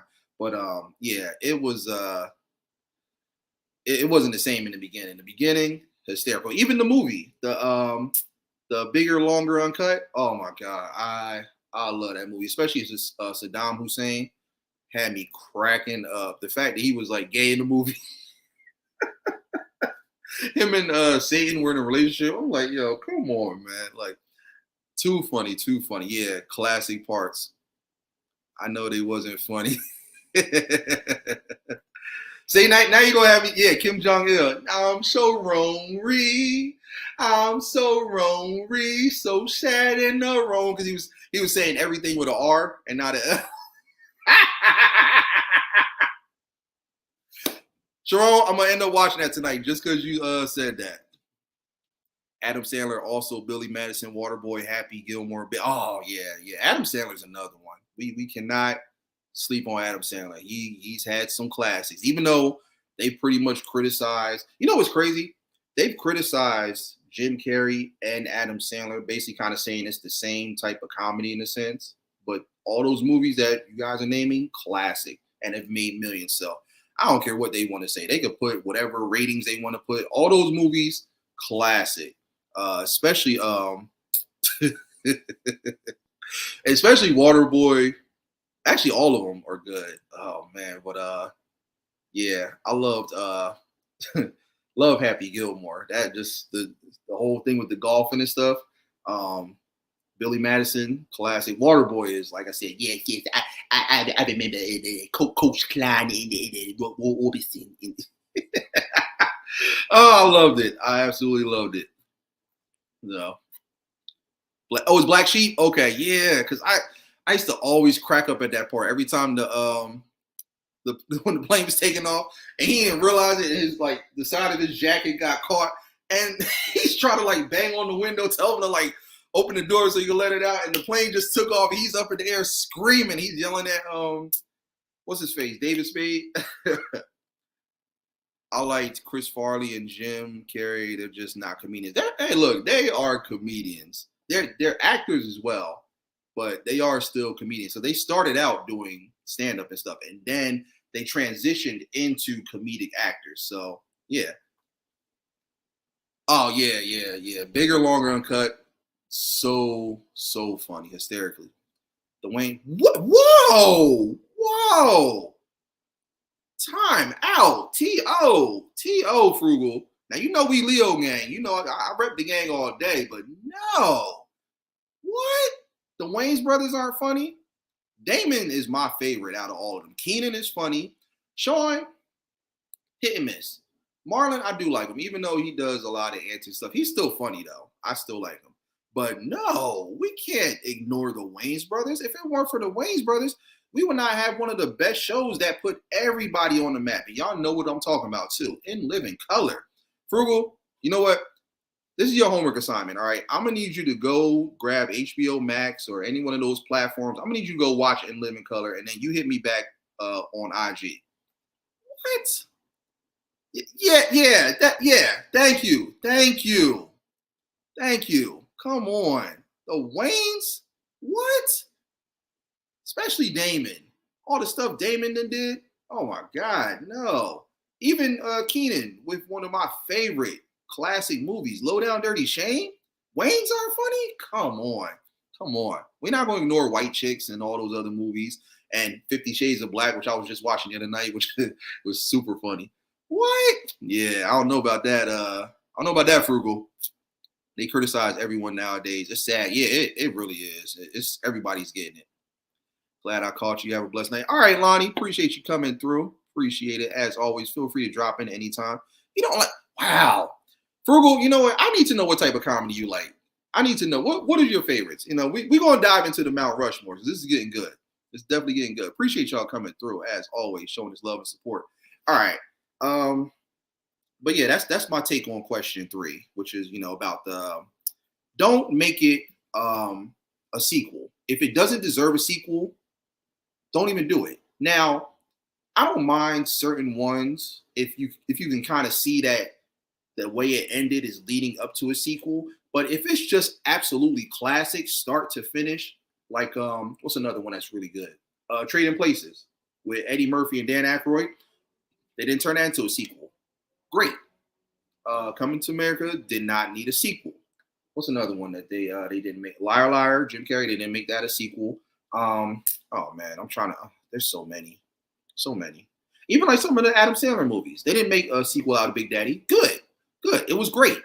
No need. Billy Madison didn't deserve a sequel. Waterboy did not deserve a sequel. Um, Again, if it doesn't need it, if it is pure King Midas gold, do not touch it. Like, hands off. Leave it alone. Let it stay in the archives. Let it stay in the vault and remain embedded in gold. So when you open it up, it's still just shining. And it has that Rick James aura that Dave Chappelle did on the Chappelle show. We're using the back, like, give it to me, baby. That. Leave it alone. If it doesn't need a sequel, if it's perfect, leave it alone. That's the hashtag. Leave it alone. Warriors, come out and play. What's going on, my guy? You feeling? How you living? Welcome in. Okay, appreciate that. Yeah, I love the Wayans brothers. I don't know about that one, Frugal. I don't know. They started out as comedians, but they're just actors now, stand-ups and doing movie and acting. 2 different realms. True. Very, very true. But what I'm trying to say is they still fall under the category as a comedian. Yes, they have acting under their belt, and now they transcend into what's called a comedic actor. But you can't take away from the fact that they still do comedy, and they are still known as a comedian. That's like saying, that's like saying like a plumber is no longer a plumber. If you clog toilets and clean shit, you're still a plumber. Now, you may not be a plumber anymore. You might have transcended to a different profession, but you're still known as a plumber. You still have that under your belt. So that's what I'm trying to say. They still have that under their belt, even though they transcended more into comedic acting. They're still known as comedians. You go on Wikipedia and type them up right now, they're going to say it. Chris Farley, Jim Carrey, comedic is an actor, comedian, screenwriter, this and that, blah, blah, blah. So it's still under their belt. I get what you're saying. I do get what you're saying. But they are still considered comedians, though. I loved the Mans. Oh, the Wayans. I'm like, who's the Mans? There was a show called the Mayans. So that's what I thought you were talking about. But yeah, the Wayans, they're still funny. Still funny. White chicks, hella funny. Yes, it was. Triple T K A. Time to totally kick ass. Frugal, you know what? I'm going to have to. You are now a Virgo now, okay? You are official Virgo now. Frugal, listen, ladies and gentlemen, Frugal Mama is no longer part of Leo gang. She is an official Virgo or Capricorn. How you don't like In Living Color? What? All the classic people, Wayans brothers, Jamie Foxx, Tommy Davidson, David Allen Greer, classic, iconic comedians all grace that same platform. And look where they are. Big names. How do you don't like In Living Color? What? Wow. Like J5. Oh my God. I love Blank, man. I love it. I might have to watch that too. I might have to. Yeah. D. Please talk to her. Please talk to Frugal Mama for me, because yeah. Thank you. Warriors had to put it in all caps lock so you know it's real. You didn't like In Living Color? What? Frugal, I am shocked. I am appalled. I am bewildered. I'm a whole bunch of other really long words in the dictionary that still all have the same meaning, but people just like to use them to make themselves sound more professional. I am flabbergasted. You didn't like In Living Color? Let me get close on the screen. You didn't like In Living Color. What is going on? What is happening right now? I need answers. In Living Color had all the comedians. Thank you, Sharon. Thank you. Thank you. Such blasphemy. Hey, where is the honorable judge, Angelina Nordstrom? We need her right now. All rise. I can't believe what I am hearing right now. I liked him on the Lethal Weapon show. Oh, what? That was terrible. Now he could have did without that. Damon Wayans, that Lethal Weapon TV series was terrible. You like that, but you don't like In Living Color. I'm like really like head scratch right now. You gonna make me pull off my freshly cut beard and mustache. I cannot believe what I am hearing. I cannot believe this cacophony of ballyhooey right now. Thank you. No, look, Frugal, they're not skits. They're sketches. It's sketch comedy. Just like Chappelle Show. You ever watch Chappelle Show? It's sketch comedy. Key and Peele. That's another example of sketch comedy. Those aren't skits. See, skits are more like what you hear on like music albums. You know. Right? Talk to them. Leave it alone. Don't like DMX said in that song, Stop Being Greedy. Don't touch that. Leave it alone. Treat it like MJ and leave me alone. Talk to her, War. Leave me alone. Leave it alone. We can agree to disagree on that. Hey, look. Like I said, I don't judge. I don't criticize. Everybody's entitled to their opinion. But I hear what you're saying, though. I hear what you're saying. But I slightly disagree, though, my guy. What's wrong? Oh, you a Virgo, too? I forgot. It's y'all season right now, so. Frugal. Really? You like everything else on Living Color except for the comedy? What? Did you at least like the songs? Did you like the Heavy D version? I love that. How you living? What? How you living? What? In Living Color. You can do what you want to do. Like, what? Come on. Please tell me you like the music. If you ain't like the music, then I don't know. I might have to cut the live short. I'm just saying. So you like Jennifer Lopez? Tell me you like the Fly Girls. Come on. The Fly Girls. You got to at least say you like that, Frugal. I'm just saying. She like everything else. She like everything else except for the actual sketches on there. What? Come on. Frugal, I might need you to you know what? You might have watched certain sketches that probably weren't that funny. You gotta watch every season. Just go back and really, really watch that show. I'm telling you. And Living Color was dope. You will not be disappointed. Dope. If you like Chappelle's Show, if you like Key and Peele, sketch comedy like that, what's that other one? Two Black Girls. I've never seen it, but I've heard good things about it. If you like stuff like that, trust me, you're gonna like In Living Color. And Living Color is the founding father of all of that stuff.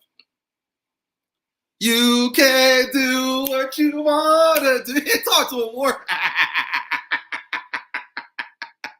You got me hollering. Hey, like I said, this is what we do. What? That was an absolutely amazing show. Which one? Which one, Frugal? Which one? Skit comedy is okay. I would love to do a reboot of In Living Color, Deesville style. Hey, look, man. Let me know. I'm with it. Let me know. Let me call my agent right now. Okay, he confirmed it. Like, look, let me know. Let's make it happen. Wow, I can't believe that.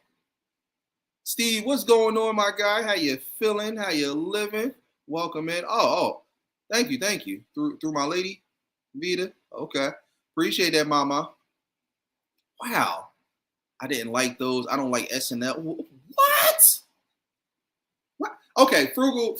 Look, I need you to tell me what type of comedy you do like, and who are some of your favorite comedians? Because right now I don't know. I done threw everything out there. I give up.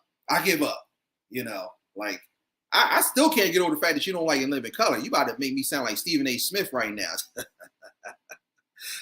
Frugal Mama. I don't understand it. I just don't. I don't get it. I don't. You mean to tell me that you don't like In Living Color? Oh God, what is going on right now? I'm just saying.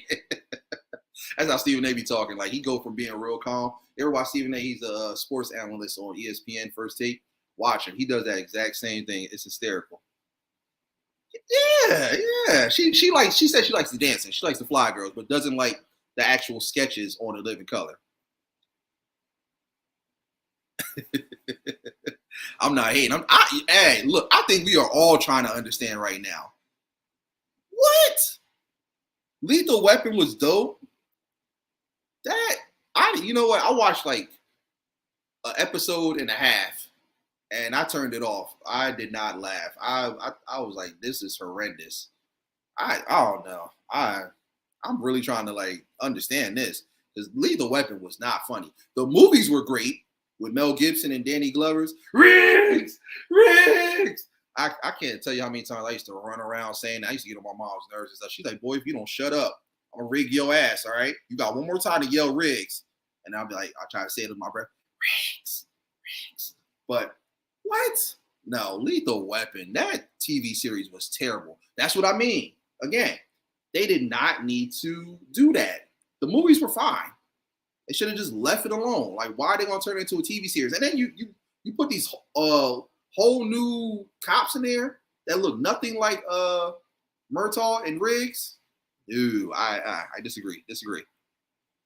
All right. So for those coming in, yeah, exactly. Lethal Weapon was action. There wasn't any comedy with that. You can't do a bunch of Oh yeah. I think that's probably why, Steve, with the emojis and stuff like that. So all right. Yeah, Damon was in it, but it wasn't funny. Like that Lethal Weapon, the TV series was terrible. Just like what was it they did? When they did like the female version of Bad Boys, they had Gabrielle Union and Jessica Alba. Terrible. It didn't even make it through the first season. They cut it halfway, like after the 5th episode. Terrible. Like, no, some stuff just you gotta leave it alone. She thought, yeah, that abomination, that TV series, Lethal Weapon, terrible. I'm so backwards. You don't like Lethal Weapon, but you like the Lethal Weapon show?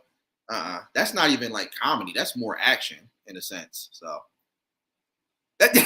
yeah. Thank you. The Riddler question mark right there. Like, riddle me this. I need answers. Riggs. I used to be so annoyed by it, but I couldn't help but to just say it because like Danny Glover just made it so classic, and every little thing he did, like there was times where in Lethal Weapon where Mel Gibson wasn't even around, and what's the name just be having outbursts for no reason. Hey Riggs.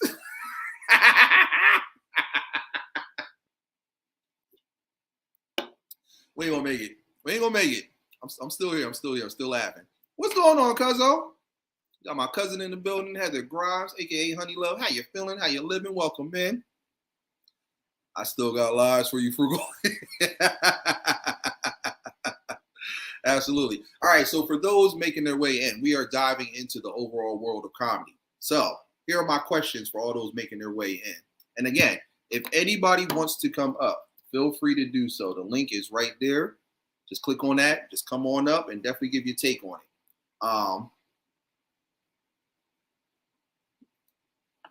You are hurting my ears. It was action. I'm just saying I like the old boy and it. All the other crap was crap. Oh, yeah. Look. Okay, now, all right. You get some cool points. Now, you like Damon Wayans. So that's good. I like Damon Wayans too. He's in my Mount Rushmore. So, okay. All right. So, good. You can come back to the Leo gang. You can get the LE, but you can't get the O because you don't like it live in color. You get the O when you say that you like it live in color. But I'll give you LE for now. So, you got to work for that O. All right. So, here are the questions for everybody. Question 1, for all the newcomers making their way in. Between television, film, and stand-up, which brand of comedy is your favorite? Also, which do you believe is the best overall and why? Question 2, do you feel that certain types of people in today's society who are considered extremely sensitive should be allowed to publicly criticize comedians for saying or performing certain types of jokes that they find offensive? That's question 2. Question 3, do you think film producers should make sequels to comedies that are already considered absolute classics and why? And question 4, which comedians do you believe are the most overrated and underrated? That's question 4. And then we're going to dive into the Mount Rushmores. So let me get into question 4 as we keep on going. D says, stand up. Hey, you and me both, my guy. Stand up is the best. Stand up is the founding father. If it weren't for stand up, comedy probably wouldn't exist. I mean, I ain't gonna say it wouldn't exist. It would still be around, but like I said, we need that good old stand up. Stand up is where the heart is. You know, stand up is like seeing that amazing platter of like soul food. You know, the ribs and the fried chicken and macaroni, and I'm only saying this so I'm getting hungry. Collard greens, you know, that's what soul food is. It's such a beautiful blend and balance. So stand up is everything. Exactly. Yes, it is. Yes, it is. You know what stand up is? What's that lady that was that she went viral for saying that one song, the beans, greens? That's what stand up is. Stand up is beans, greens, potatoes, tomatoes, yam, ham, you name it. That's stand up right there. Yes, people have a right to free speech. It goes both ways. So I don't care if people complain. That's what people do. Talk to him, man. Talk to him. What he said. Let me put that back up there one more time. Talk to him. What he said. All right. So those are the questions right there. So let me dive into question 4. Oh, which comedians are most overrated and underrated? Oh, I can definitely give you a few. And I don't know, some of y'all may not like what I'm getting ready to say, but I'm going to say it anyway because, like I said, it's only entertainment. Don't get in your feelings. Okay, let me start with overrated. I'm going to start with the males. Just let me think. Jay Farrow, even though he does really, really good impressions, he's overrated because I've seen him, you know, try to do comedy outside of his impressions, which he is the king for. I will give him that. He's really not that funny. So I really don't know how he has gotten so big because you take the impressions away, he's just not funny at all.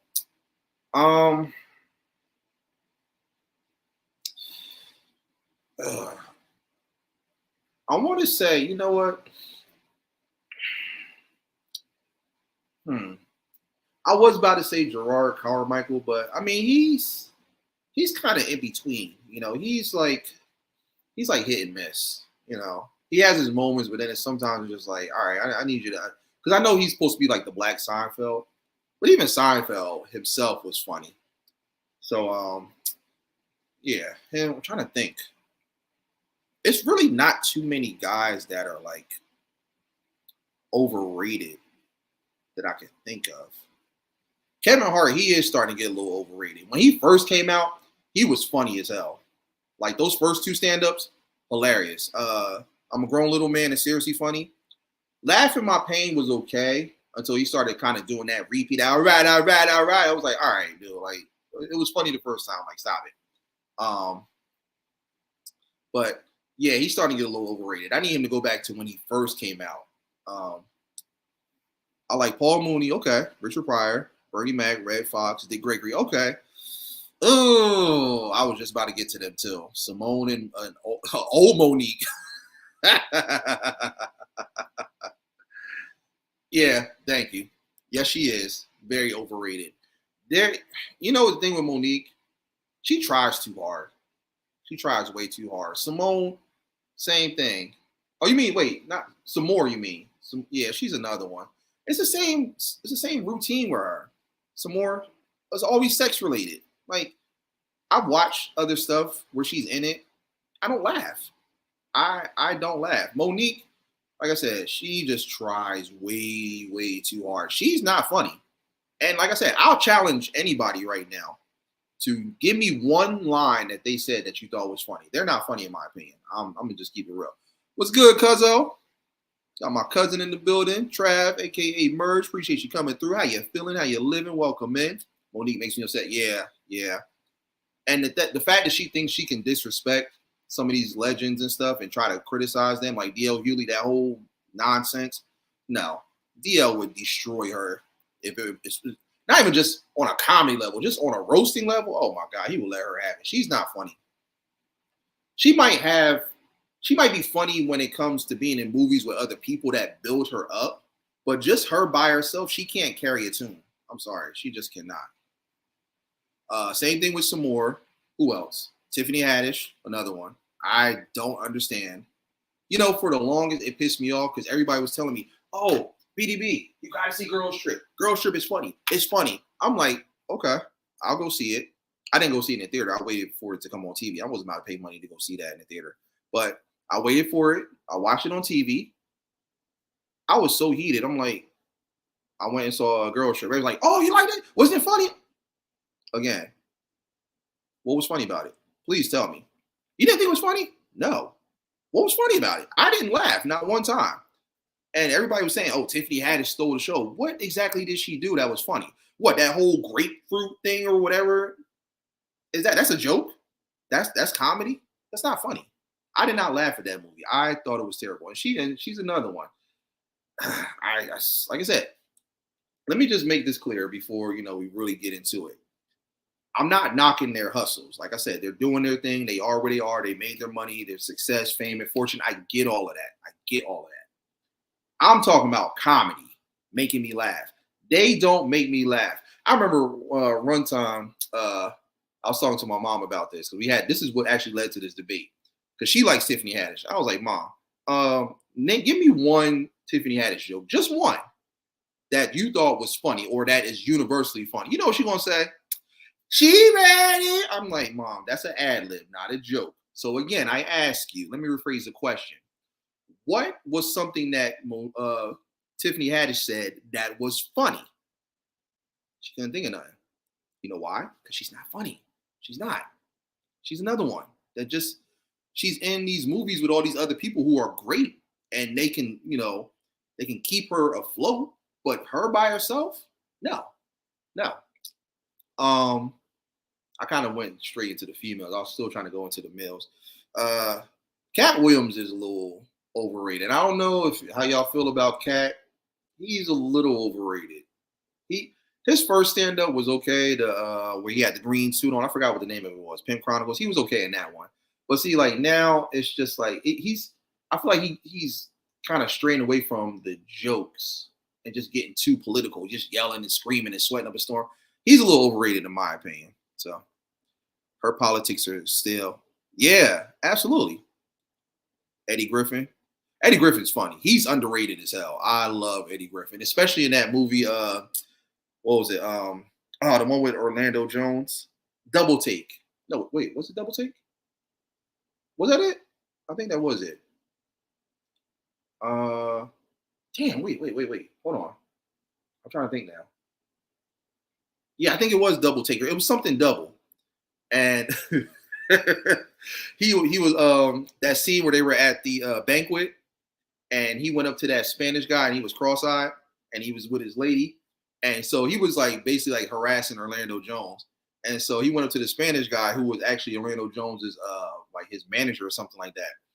And he saw he was cross-eyed. He was like, "Oh, what is up with your IG?" Okay, so I get it. So you can scope on her without pissing her off. Got you. I was hollering. I'm like, I know he didn't just say that. And then he's like, "You know what? You just need some Visine and Windex." He's like, a man like yourself with a lot of money, you can make it happen.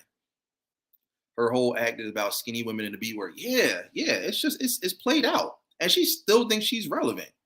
Terrible. Yeah, I was trying to throw in some female comedians, but it's hard. Tiffany Haddish is dope to me. Love her grind, so I gotta love her. I do respect her grind. I do respect the whole coming from nothing to something because she had a hard life. I get all that, but from a comedic aspect, she's not funny. I'm sorry, she's just not. The only honestly, I'll be real with you. There's really only one female comedian who I think is funny as hell, and that's Wanda Sykes. Wanda Sykes is hysterical to me. I don't care what nobody says. Everything I've seen her in, I crack the hell up. She is funny.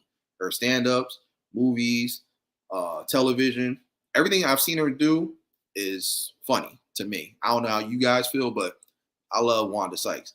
But the rest of them, even who's really, really terrible, and I don't even know how she's a comedian. I don't even know how she gets grouped into a comedian. You guys might know her. She's from that movie Trainwreck, Amy Schumer. How the hell is she considered a comedian? Nothing she says or does is funny. She's that real like pale white girl with the real chunky face. She kind of looks like a Cabbage Patch Kid in the face. I don't know how she even got into the business because she is not funny. I don't know what she did to get there, but terrible. Yep, old and tired deeds. Monique is still in every way possible. You said she's still like Wonder Bread. I feel you on that one. Takara is funny. Takara. Takara. Like I said, find somebody that can surpass Wanda Sykes. What? Wait, whoa, stop. You like Tiffany Haddish? Okay. Again, I challenge everybody. Please give me one Tiffany Haddish joke. For those who like Tiffany Haddish, give me one joke. I'm sorry, because she's another version of Samore and Monique and all them. Just talks about sex. Just that's it. What else does she really say or do that's funny? Give me one joke. One. That's y'all challenge right now as we go through this. Cat, he's I don't know. Like I said, in the beginning he was, but then he just I don't know. He's a little just too overrated in my opinion. He's okay though, but he ain't like top of the list. Well, I have to disagree. She was awesome in Girls Trip. Tiffany Haddish made the movie. But okay, everybody says that. But what exactly did she say or do that was just funny? I mean, I don't know. I guess I'd have to be a female to really like understand it. And people were saying that too. They're like, you're not a female, so you wouldn't get it. I'm like, I didn't laugh though. I want to, like you said, if you're going to hype up a movie like that, it better damn well be funny. I better be falling out my seat, like clutching my chest, crying, laughing. I didn't laugh. And I watched it multiple times just to see what the big deal was. I didn't laugh. So please, someone explain to me what was funny. Yeah, I've listened to her stand-ups. I didn't laugh. I did. I didn't. She spends more time saying she ready than she does actually telling a joke. Her jokes don't, you know what her jokes do? This is what her jokes do. I'll be sitting here and I'll watch and she'll say something. I'll be like, I do that. I make that sound. I don't even know if y'all heard that or not. It's not funny. Let's not be suppressing opinions tonight. Just because it's not funny to you doesn't mean it's not funny. Bomb, I'm still waiting for you to tell me that Tiffany Haddish joke. Now, I asked you this years ago, and you still haven't told me. Name one Tiffany Haddish joke. Wanda's okay. Wanda, what? Wanda's funny. You better cut it out. Wanda is funny. Give me one. You're correct. My husband agrees. Give me all you Tiffany Haddish fans. Give me one joke. All right, there you go, Frugal. Now you get the O back. There you go. Welcome back to the gang. Now you get all three letters again, because you were scaring me saying that you didn't like Live in Color. I was getting ready to roll over in my grave and then roll back one more time just to look at you crazy, like you didn't like Live in Color, and then roll back.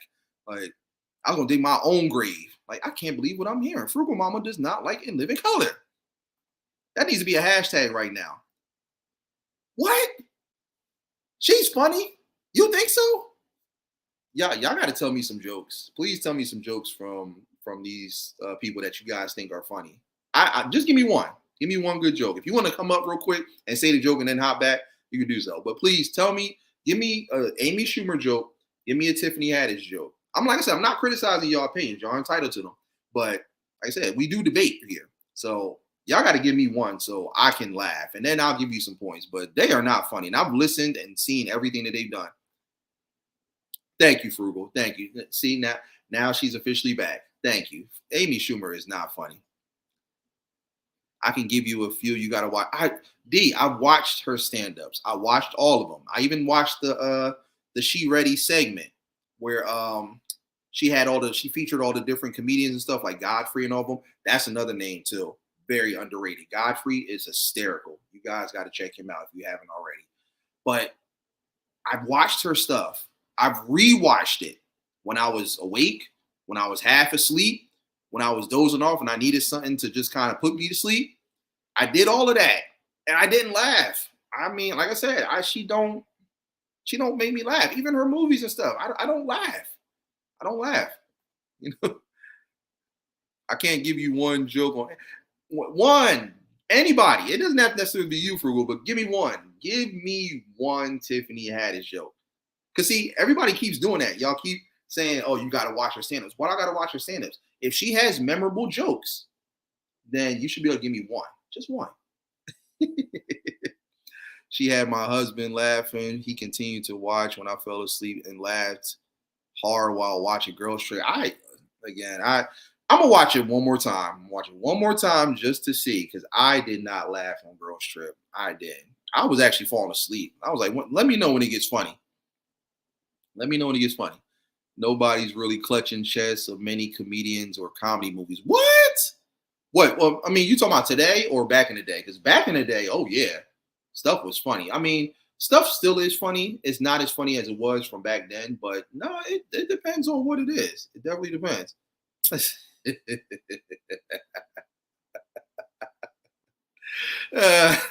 going on, Pip? Welcome, man. Welcome, man. That's my boy, Siobhan Cooper. You know, I'll always get on him because his name sounds like a name of like a gas station and stuff like that. You guys ever heard of that gas station Chevron? That's what I refer to his name as. But that's my boy there. What's going on? What? She isn't? Again, give me one joke. Just one. Give me half of a joke. I'll even take that. Amy Schumer is not funny. I'm sorry. Did you see her when she did the what was it, the Academy Awards or the Oscars, the one where Will Smith did the whole slapping incident with Chris Rock? Yeah, I watched that whole segment. I did not laugh once. She's not funny. I'm sorry. How about Tina Fey, Melissa McCarthy, Leslie Jones, and Miles Mabley? Okay, I like Tina Fey. I like Melissa McCarthy. They are funny. Leslie Jones is not funny, and she's another one. I tried to watch her stuff. I didn't say I tried. I did. I watched her stuff. She is. She might. Okay. She probably had one joke that I did laugh at. It was that movie Masterminds. I don't know if you ever seen it or not, but she was in it.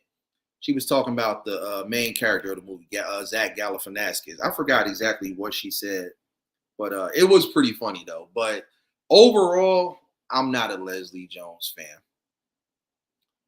When she peed on the crowd, Who? Who peed on the crowd? Which one? That's how I feel about Nutty Professor, Dr. Doolittle, The Clumps, Norbit. In my opinion, these were Eddie Murphy's worst movies, but people tend to like corny. What? No, come on, no. What's it called? Nutty Professor was funny. Dr. Doolittle was more like a family. It was kind of like it was on along the lines of like Mrs. Doubtfire. Like it was that family comedy. The Clumps, they could have did without it. It had its moments. I love Norbit. Norbit was my movie. That was funny as hell. But Nutty Professor, come on. I got to disagree with you on that one. That first Nutty Professor was classic. Classic. Again, that's one of those movies you got to watch with subtitles because there was so much stuff that he was saying, especially that the first dinner table scene when she buys the K, when she buys the abstinent. Which one? Which one are you talking about? No, they weren't. No, they weren't. You need to stop. Nutty Professor is classic. Classic. Show of hands. Who liked Nutty Professor? I love the Nutty Professor. That movie was amazing. And I think it won like an Academy Award or like an Oscar or something. I just heard that recently that it won for something big. So, yeah, I can't agree with you on that one, D. You know, love Nutty Professor. I can understand what you mean about like Dr. Doolittle. But even Dr. Doolittle, to me, that wasn't like corny. Like I say that was more. That was just Eddie more so showing his versatility. Like again, that's a family comedy, so I would take that one out. I wouldn't even put that in there. I can understand what you're saying about the Clumps. I like Norbit, so but I don't agree with a professor. I got offended. What, you got offended? Really? Really? What were you offended by? I thought it was funny. Like I said, that's how it is. Look, you always got those couples where like two of the adults don't like each other, like the mom and the dad and the grandma did not like each other, and they were just going in on each other, hysterical. Even the grandma, when she was talking about all her sex capades and stuff. And, oh man, I liked it. I liked it. So all right, so D, what kind of comedy do you like, or name some movies that you definitely like rock with that? And let me see where your taste is at. Okay, so let me see. I'm still thinking of some more overrated, underrated comedians. D. Ray Davis, I feel, is underrated. He's funny. I feel like Deion Cole is underrated too. I don't feel like he gets. He's starting to get a little more credit now, but he still kind of falls into that underrated category. Arnez J, underrated. I love Arnez J. He be cracking me up. Even though people try to say antics and stuff, no, he's funny too. Um, hmm. I don't know how y'all gonna feel about this one. Well, no, I'm not. Nah, I ain't gonna say that because I ain't gonna do it. No, no, no. I'm gonna disregard that one. How about Ellen DeGeneres and no, no. Like my lady said, neither one. They're not funny. Especially not Ellen. Oh my god, Ellen's boring. Like, the only reason her show is even popping is because she picks great celebrities to come on there and they take it away. Oh, Eddie Murphy, Beverly Hills, Trading Places, Golden Child. Okay, okay. So you're more like me. You're more into like the traditional classic Harlem Nights and okay, okay, okay. All right, all right. Yeah, yeah. Okay, I'm with you on that one. I love those too. The cult classics. You like those type of movies like House Party and all that stuff like that. Okay, gotcha, gotcha, gotcha. Let me see. Is there anyone else that you guys think overrated, underrated? Um, hmm, I'm really trying to think.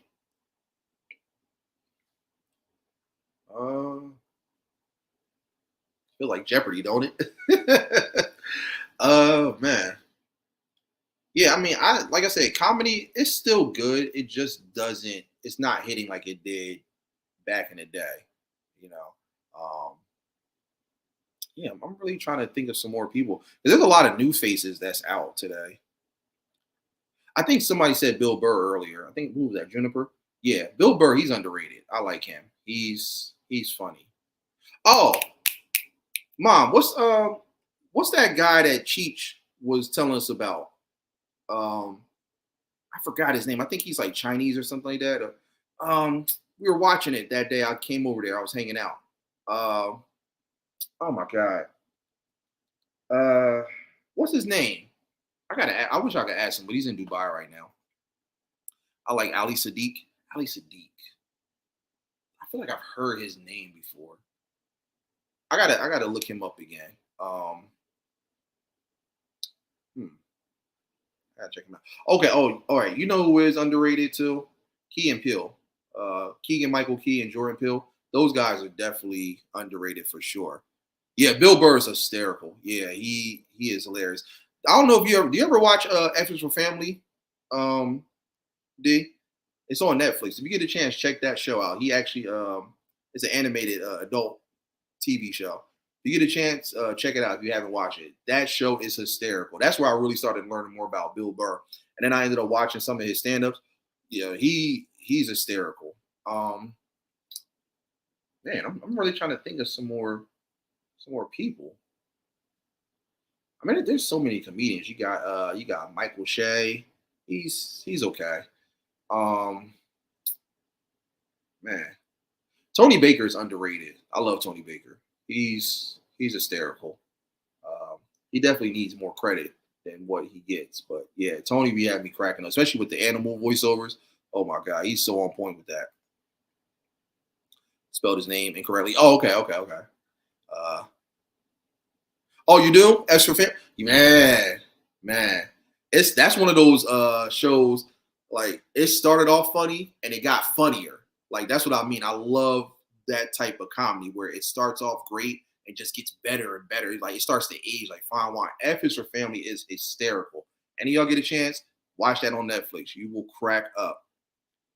They are, but they went into horror. Who did? Who did? His latest stand-up was a month ago. Okay, I gotta check that out. There's a couple stand-ups that recently came out that I do want to watch. I know Dion Cole just did a recent one in New York. I gotta see if it's on Netflix. I want to watch that one. Yeah, Tony Baker is he's funny. Again, like I was saying earlier, I went to go see him in Miami maybe like a few months ago. Hysterical, hysterical. Even on Marlon Wayans' recent stand up. He had Tony Baker on there. Like I literally watched his set with my lady, and then I turned it off after that because everybody else was like, they were okay. The guy from Good Burger. Kenan Thompson. I like Kenan. I like Kenan just from the days of All That and Kenan and Kel. Love Kenan Thompson, especially my. You're old school like me, Sharon, so you probably remember All That and everybody else too. My favorite sketch on All That with Kenan was I like Super Dude, and I loved Pierre Escargot. That was when he was the Frenchman, and he always wore the rain outfit, and he was in the little bubble bath and stuff. And he just be saying random stuff that made no sense. That used to be my show right there. Oh yeah, yeah, Bill Bellamy, underrated, underrated. I don't know if you guys got a chance to watch his stand up. It was the one where he was talking about he was talking about flip flops. He was like flip flops have literally become like the world capital, like the world famous infamous shoe or something like that. Y'all gotta watch that scene where he was talking about flip flops. Oh my god, so funny, super funny. I'm trying to remember how it went. Uh, yeah, he was catching a flight, and this guy had on flip flops as he was flying out of LAX, and he said LAX is probably one of the most like ridiculous airports because they're so strict with everything. And so this guy had on flip flops, so he got into it with the what the TSA, the security and stuff. And so the guy's like talking to him. He's like, "Look, you need to take off your flops. You're not gonna be able to board the plane and whatnot. We're not even gonna let you pass." And the guy was like one of those surfer dudes, like, "Bro, what's your problem, man? They're just flops, man." He's like, "I'm not a terrorist, okay? It's not like when we get on the plane to go boom, boom." Like he did the little thing with his feet. And so he's going back and forth with him. And he was like, "Look, if you don't take off your flops and put them in the bin and stuff, you will be arrested." So then he said the dude was like, "All right, you know what? Pick them up yourself." And like he jumped out of them and still had them like planted on the floor. It's super funny. You got to watch it though. But oh my god, yeah. Look it up on YouTube. Bill Bellamy stand up the flop scene, hysterical. Highly underrated. Lord, forgive me for forgetting his name. Okay, okay.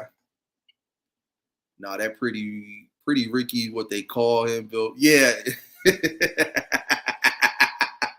Yeah. No, Bill Bellamy's funny. I like Bill. I like Bill. Okay. I really can't think of too many other people. I mean, there's a lot of people. So many comedians. Um, man, I'm really trying to think of some more. Okay, you know who is kind of I don't know if I want to say underrated or overrated. He's kind of like neutral. Um, Mike Epps.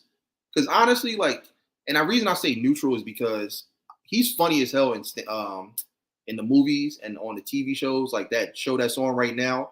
What is it? The Upshaws on Netflix. That show is hysterical. I love it. His stand-ups, he's all over the place. Like that's my only issue with him. Like he's funny, but he's just so all over the place. I feel like he does a much better job in television and films. But that's why I say he's kind of like in between neutral. Ben Stiller. Yeah, yeah. Ben Stiller's funny. He's funny. I just I just think about like some of the stuff he's done, like Zoolander, Dodgeball. He had me cracking up in Dodgeball. That was that was my movie right there. Yeah, Ben Stiller. I like him though. He's funny.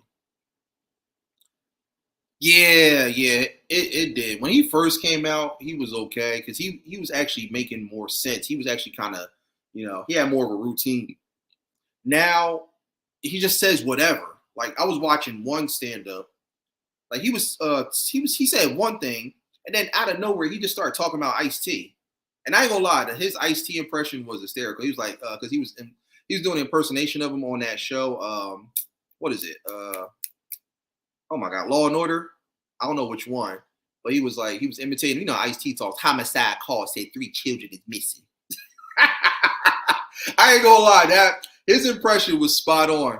Because basically what he was trying to say is like when Ice T is on that show, he only has like maybe 2 lines throughout every single episode, and then that's it. He just kind of like disappears after that. But yeah, too funny, too funny. Mike Epps is not funny. Okay. Cedric's underrated too. I like Cedric. He cracks me the hell up. Everything he does is funny. Love Cedric. Rochelle, what's going on? Appreciate you coming through. Um, yeah, oh yeah, absolutely, absolutely. There is no question about that. Especially on Kings of Comedy. And you know what's crazy? I had this long-standing debate about who was the funniest on the whole Kings of Comedy, and everybody was trying to figure out what the order was. So let me see if you guys agree or disagree with this. So here's the order that they were saying for Kings of Comedy. If you guys ever seen that movie, for those who haven't, definitely check it out. It's hysterical. It features Steve Harvey, D.L. Hewley, Cedric the Entertainer, and Bernie Mac. So here was the order. They said Bernie was number one, then Cedric, then I think they said Steve, and then they said D.L. Hewley. I don't fully agree with that because I feel like D.L. Hewley should have been third, and then Steve. Even though Steve was more of the host, Bernie and then Cedric. Yeah, I definitely agree with that one. But I don't agree with DL being the last one because they try to say DL wasn't funny. DL's funny as hell. Earthquake, yeah, Earthquake's pretty good. I like him too. Earthquake. Who's the other one? He's pretty funny. He's the real big heavy one. Bruce. I like him too. Bruce is funny. Said DL. Okay. Steve. Okay, wait. So okay, all right. So you do agree with me? Okay, cool. Because like I literally was like having so many debates, like, but yeah, I feel like that's the correct order. I feel like it was Bernie, Cedric, DL, and then Steve. Definitely. So for those coming in, Eddie Griffin, like I said, he's definitely underrated for sure. Love his stand-ups. What? Kind of funny? Watch some of his most recent stand-ups. Like watch Reset, watch Clear. A lot of them are on Netflix. DL is funny. The stuff he be talking about, hysterical. Because he's one of those ones, he reminds me of like Paul Mooney, Bernie Mac, who's the other one? Deion Cole. He's one of those ones where he can have a straight face and be dead serious, but still be super funny. Like I love those comedians that like they look like they're mad or they look like they're dead up serious, but they're telling jokes in such a unique way. And it's not too many people that can do that. I feel like Deion Cole, Paul Mooney, and Bernie Mac definitely excel in that. But Dio's like right there too, because a lot of times like you don't really see him laugh too much. So when he tells his jokes, like he'll be having a straight face and everything, or he'll say it so casual, and I just start cracking up because I'm like, oh man, it's funny. But yeah, DL's funny though. No, the Titanic joke, hilarious. With Steve on Kings of Comedy, yeah, that was funny. But like I said, Steve definitely did his thing. I'm not gonna sit there and say he wasn't funny. He had his moments, even though he was more of the host and the curator. But no, they tried to say he was third, and then it was DL. Everybody tried to say DL was the wackest because it was recycled and stuff. Nah, DL was funny as hell. Oh, you think Steve Harvey's overrated? You know what? I wouldn't even disagree with that. I wouldn't even disagree because he's hit and miss at times. He has his moments, but yeah, I would not disagree with that though. Oh yeah, Martin. Yeah, of course. But okay, now hold on. Y'all might disagree, but here's the thing with Martin. Martin is neutral. And I'm gonna say that because his movies aren't that great. Um, Stand up and TV, oh yeah, all day. The Martin Show, still classic to this day. Um, his later stand-ups after Run Tell That, they were kind of whack. The first two were good. I liked Run Tell That, and I did like You So Crazy, classic. But everything after those two, they weren't good. Not to me. And like I said, his movies hit and miss. You know, he's not one of those actors that he can carry a movie completely by himself. Like he's a good supporting actor. He's like what is it? He's like a Kyrie to Kevin Durant type of thing. Like he's not He's a good person, good player, all that stuff like that. But he's never going to be number one. He's always going to be that good number two. Like, I'll give you a perfect example. The movie Life, Eddie Murphy, and that amazing ensemble of all the people that they had in there, Bernie, Miguel Nunez Jr., uh, Anthony Anderson. Again, he was a great number two. He could not carry that movie by himself. Eddie made that movie Life, and I don't care what nobody says. People tried to argue with me about that, like, oh no, that movie was all about Martin. No, Eddie stole the show on Life. Fight me if you don't believe so. George Lopez is funny. I like George Lopez. DL is hella funny when he pants. Yeah. But even when he's just telling his jokes, he's funny too. Oh yeah. Bernie Mac is, like I said, he's up there. He's up there. It's sad when the greats try to do stand up again and then they fail. Martin was the ish. Eddie Griffin was too, but now they are not as fun. Yeah. They aren't. They kind of lost it. They're gonna always be greats. They're gonna always be legendary, but they just got to know when that's it. That's it. Like, if you have really good stand-ups under your belt and they're iconic and classic, there's really no need to like try to go back and do it again. If you want to go to like one of those underground comedy clubs and do your thing, that's cool. But when you have those amazing stand-ups, there's no need to do anything. Perfect example, Eddie Murphy. Eddie Murphy had Delirious and Raw. Amazing, classic. Can't nobody sit there and disagree on that one. Eddie's Raw and Delirious, amazing. You know what those two remind me of? And they're, like I said, they're some of my favorites. It reminded me of that Aliens franchise. I know it's a completely different genre, but anybody that's ever seen the Alien franchise, the first two movies, classic. The first Alien was great. Aliens just blew the first one completely out the water. Like, no one expected that. That's how it was with Delirious and Raw. Delirious was great. Fire. Raw just took it to a whole nother level. Like, so I always correlate that reference when it comes to like those. And after that, he didn't even have to do anything else. You already got two titans under your belt. So like, you're good. Same thing with Martin. He had Run Till That, and then he had You So Crazy. He didn't need to do anything else. You already got those solidified. Jamie Foxx with Foxhole and I Might Need Security. Classic. Don't need to do nothing else. Like, sometimes when you just have that iconic classic, you're good. You don't need to even do nothing else. Martin was okay, kind of goofy. Raw was the best thing he ever made. Well, hold on. That wasn't, Martin didn't do Raw. Martin did You So Crazy, and he did Run Tell That. That was Eddie Murphy that did Raw. Oh yeah. Oh look. I ain't even gotten into the Mount Rushmores. We about to dive into that next. So yeah, George Lopez is hysterical. He is hysterical. Well, we have Back to School Night. Love this, but I got it. Okay, Sharon, appreciate it. So yeah, let me just go ahead and dive into the Mount Rushmore. So let me ask all of you, for those still here rocking out with me. And again, for those coming in, welcome. We are tackling the topic of the world of comedy. So let me ask you guys really quick, for all the newcomers, before I dive into the Mount Rushmores. Question one, between television, film, and stand-up, which brand of comedy is your favorite? Also, which do you believe is the best overall and why? Question two, do you feel that certain types of people in today's society who are considered extremely sensitive should be allowed to publicly criticize comedians for saying or performing certain types of jokes that they find offensive? Question three, do you think film producers should make sequels to comedies that are already considered absolute classics, and why? And then question four, which comedians do you believe are the most overrated and underrated? Now, let's really get into it. Love the young Martin. Yeah, Martin, when he first came out, hysterical. Red Fox, absolutely. Okay, so let me get your Mount Rushmores, everybody. For those who don't know what the Mount Rushmore is, let me explain it real quick. So Mount Rushmore is basically like a top five, but you're just taking away one and making it a solidified four.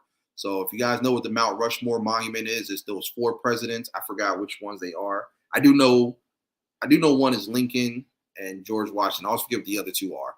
But basically what I've done is it formatted it to make it a four solidified. Now, I do kind of make it like a top five, giving you one honorable mention. But you have to have four solidified. So here's the three. Everybody, give me your Mount Rushmore for your favorite comedians and one honorable mention.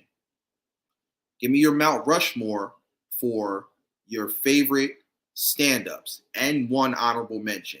And then give me your Mount Rushmore for comedic films. So I'll give you guys some time to kind of marinate that a little bit. And then let me know what you guys think. So I'm going to go ahead and kickstart it off. So for comedians, here's my 4. Eddie Murphy, and it's not in like any particular order. You know, it's not like a least to greatest type of thing. Eddie Murphy, Paul Mooney, Damon Wayans, Bernie Mac, and my honorable mention, I was kind of like back and forth about it. I gotta say Jim Carrey. You know, regardless of what anybody says, that's my honorable mention for my comedians, as well as my Mount Rushmore. Now, as far as stand-ups, here's my Mount Rushmore and my honorable mention. Eddie Murphy Raw and Delirious. I'm gonna say both of them. Jamie Foxx, Might Need Security. Paul Mooney, Know Your History, Jesus and Cleopatra Were Black. And my honorable mention, Eddie Griffin, Dysfunctional Family. I love that one. I might throw that on too. I gotta watch that. And for movies, I'm going to say Coming to America, Ace Ventura, Nutty Professor, Life, and Dumb and Dumber. Honorable mention. Like I was really, that was really tough for the movies one. There's so many. I was really trying to think of which ones. I really wanted to say Harlem Nights. But the only thing with Harlem Nights is like it's like it's not. Wait, whoa. What you questioning? What you putting a question mark for? What you put a question mark for? Let me know. Let me know. We ain't finished. So let me know what your Mount Rushmore is, everybody. If you guys are still brainstorming it. What you mean you in the wrong stream? Ah, man, cut it out. Cut it out. Where's your Mount Rushmore? Let's hear it. Because a lot of people are surprised that I don't have Richard Pryor in there. Now, here's my thing with Richard Pryor. Richard Pryor is dope. He's a legend. He's an OG. Yes, he paved the way for a lot of people. There's no question about that. No lie. My only thing with Richard Pryor is I don't laugh as hard as I do with all the other people that I mentioned. I do laugh. Don't get me wrong. But not as hard, though. And I've watched all of Rich's stuff, movies, everything. He is funny. He is funny because my mom and I, we had this gigantic debate about that. And it's not about, the fact that he was around when I wasn't born and all that stuff. But like I said, I love comedy. So I've gone back and watched everything in the archives. He is funny, but I just don't put him in of that high of a standard. But I still give him his flowers and I give him his credit. He definitely paved the way for a lot of people. So yeah. Yeah, look, man, like I said, you can say what you want to say about antics and all that stuff like that. I came up watching Jim Carrey. I love Jim Carrey. I said he's an honorable mention. Honorable mention. That's it. I gave you my 4, my solidified 4, which is Bernie, Damon, Eddie, and Paul Mooney. That's my solidified 4. That's not going to change. There's other people I want to mention too. Like I want to mention Dion Cole. I like him too. But yeah, Jim Carrey's my honorable mention, and I don't care what you say. What you gonna do about it? Terrell said Lavelle Crawford. Oh, I forgot about him. Lavelle Crawford. See, she likes Jim Carrey. Come on, it's not just me. R&BT likes JC. Oh, that rhymed too. Dave Chappelle and Chris Rock. Okay. All right. Chris Rock, he's a little overrated. I'm gonna just say that. I knew it was someone else I was thinking of. Chris is funny, but sometimes he be having those jokes that I'm just like, really, dude? Like, come on. Like, he has me saying what D's be saying, like, really, dude? I'll give you a perfect example. I don't know if you guys ever watched that TV show that Kevin Hart does, The Real Husbands of Hollywood. It's supposed to be that spoof of all the reality shows that the females do. He had Chris Rock on one of the episodes, and what was the line he said? I think he was trying to like clown Kevin Hart and stuff. He was I think he was talking to like Conan or somebody, and so he was saying,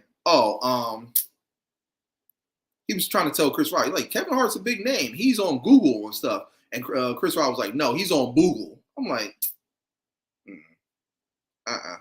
like, nah, come on, Chris, you can do better than that. Like, you are a legend. Like, let me really like rephrase it. I like Chris Rock from back then, like young Chris Rock. Just like how Rochelle said she like young Martin. I like young Chris Rock. Not so much now because he sometimes he just has those jokes. I'm just like, dude, you could have did a lot better than that for real. Joking. Nah, it's all good. It's all good. You could have kept Jim Carrey. Look, I like Jim. Terrell likes Jim. There's a lot of people in here that like Jim. I don't care what nobody says. Jim is in my Mount Rushmore. He's my honorable mention. He's not on the 4, but he's definitely in my honorable mention for sure. I'm mentioning him, and I don't care what nobody says. Like I said, what you gonna do about it? Frugal, I'm gonna need you to go watch In Living Color. I need you to go and do that. That needs to be your homework assignment. Go watch In Living Color. No, look. His old stand-ups, like Blacker and Deffer, all that stuff. Oh yeah, his old stuff is good. This most recent one he did, I think what, Tambourine? It was okay. Look, couple chuckles here and there. But I wasn't that crazy about it. But yeah, when he first came out, his old stuff, like around the time when he did the Chris Rock show, So I might have to rephrase that. Like the new version of Chris Rock is a little overrated. Back then, oh yeah, super funny, super funny. Yeah, thank you. I grew up on Jim Carrey, so I can't sit here and just disregard him and just throw him out like yesterday's trash. I can't do that. I grew up on Jim. My mom put me up on Jim. So like I said, I've been following Jim ever since he did his old stand-ups and stuff before the days of In Living Color. So I can't sit here and throw Jim out the window. Jim's my guy. I love him. Love him. But wait, I'm still waiting for everybody else to give me those honorable mentions and those Mount Rushmores. Where they at? Where they at? I want a Mount Rushmore for comedians. I want a Mount Rushmore for comedic films, and a Mount Rushmore for stand-ups. What y'all got? What y'all got?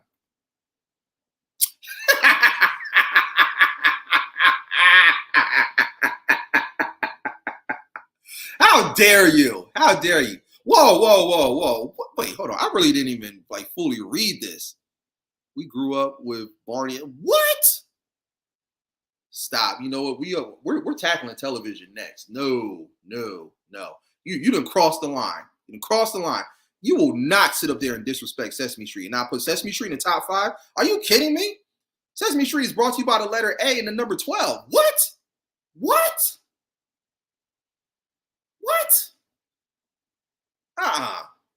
Barney, okay. I can understand you probably not wanting to put Barney in there because Barney really didn't make much sense to me. He did have some dope songs. I ain't gonna lie. He did. You know, even the classic "I love you, you love me," yeah. But Sesame Street, no, we will not throw Sesame Street out the window. Not with all those classic characters. Grover, Snuffleupagus, Honey Bird, Big Bird, what? Elmo, what? Come on now, stop it. You can say Barney, I'll give you that. But come on, when it comes to that educational stuff, you cannot sit up there and tell me Sesame Street is not top 5. Sesame Street better be top 5 in everybody, and I mean everybody's Mount Rushmore, honorable mention, whatever you want to call it. This man, the blasphemy. First, 1 minute, Frugal don't like In Living Color. I'll still be bewildered by that. And now you're gonna sit here and say Sesame Street is not top 5? We done got way off subject. You know what, D? You turn those 3s around. Now you're D's now without the 3s. You turn those 3s into E's for saying that. How dare you disrespect Sesame Street? The hypocrisy. I'm just saying words now. I listen to Richard Pryor on 8-Track. I have. I love 8-Tracks. Shout out to 8-Tracks, by the way. I have. But like I said, I'm not saying he's not funny. He is. But I just don't laugh the same.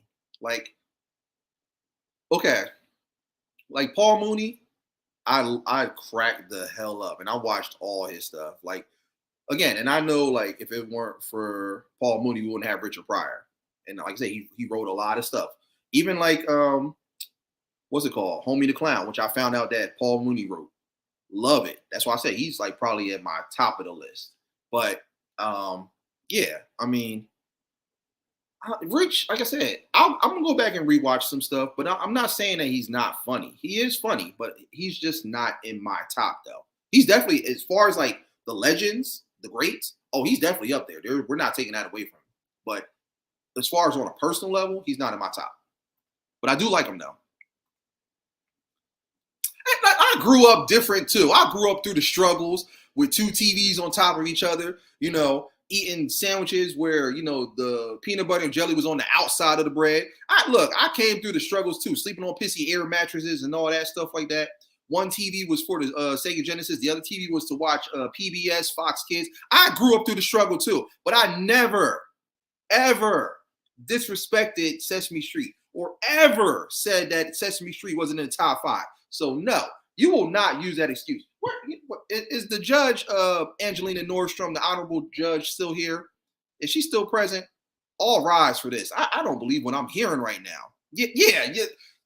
T, thank you. We need a really dude for that.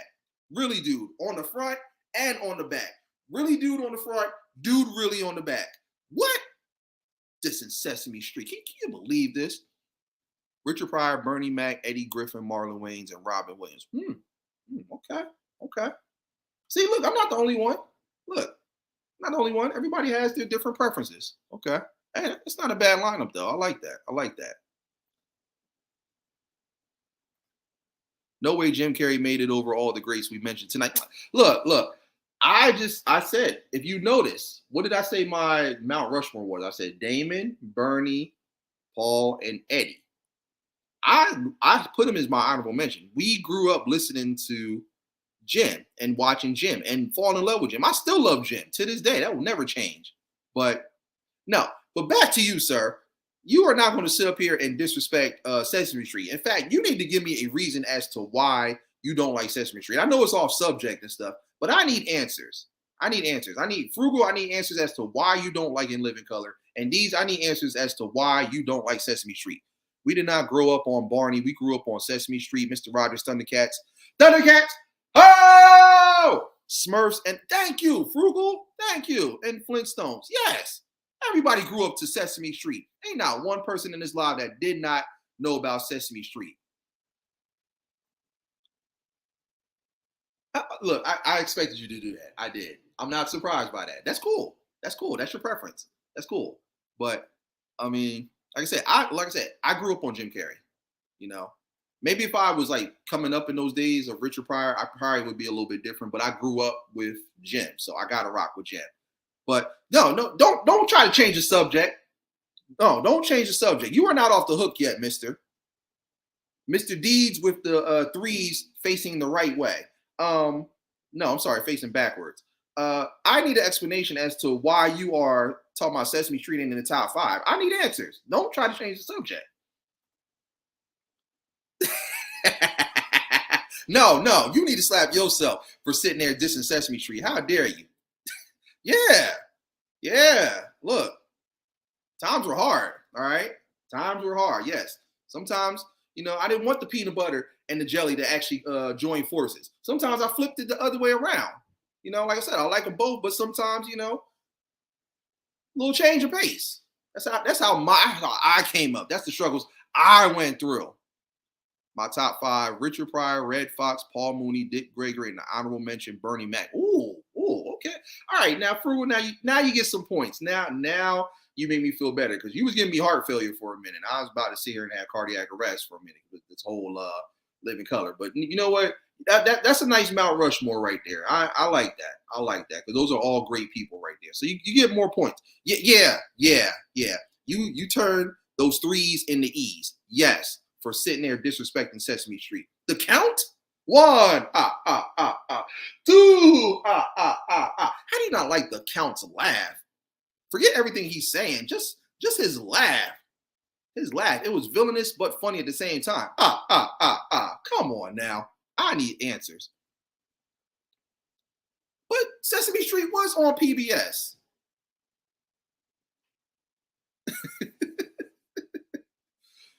you know what? You might have been watching SBP. That's what you were watching.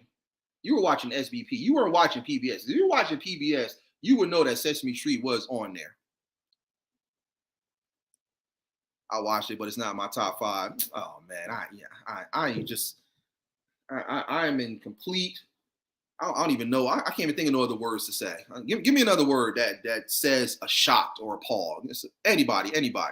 Oh, thank you for the super sticker, T. Appreciate that. Truly appreciate that. Yeah. No.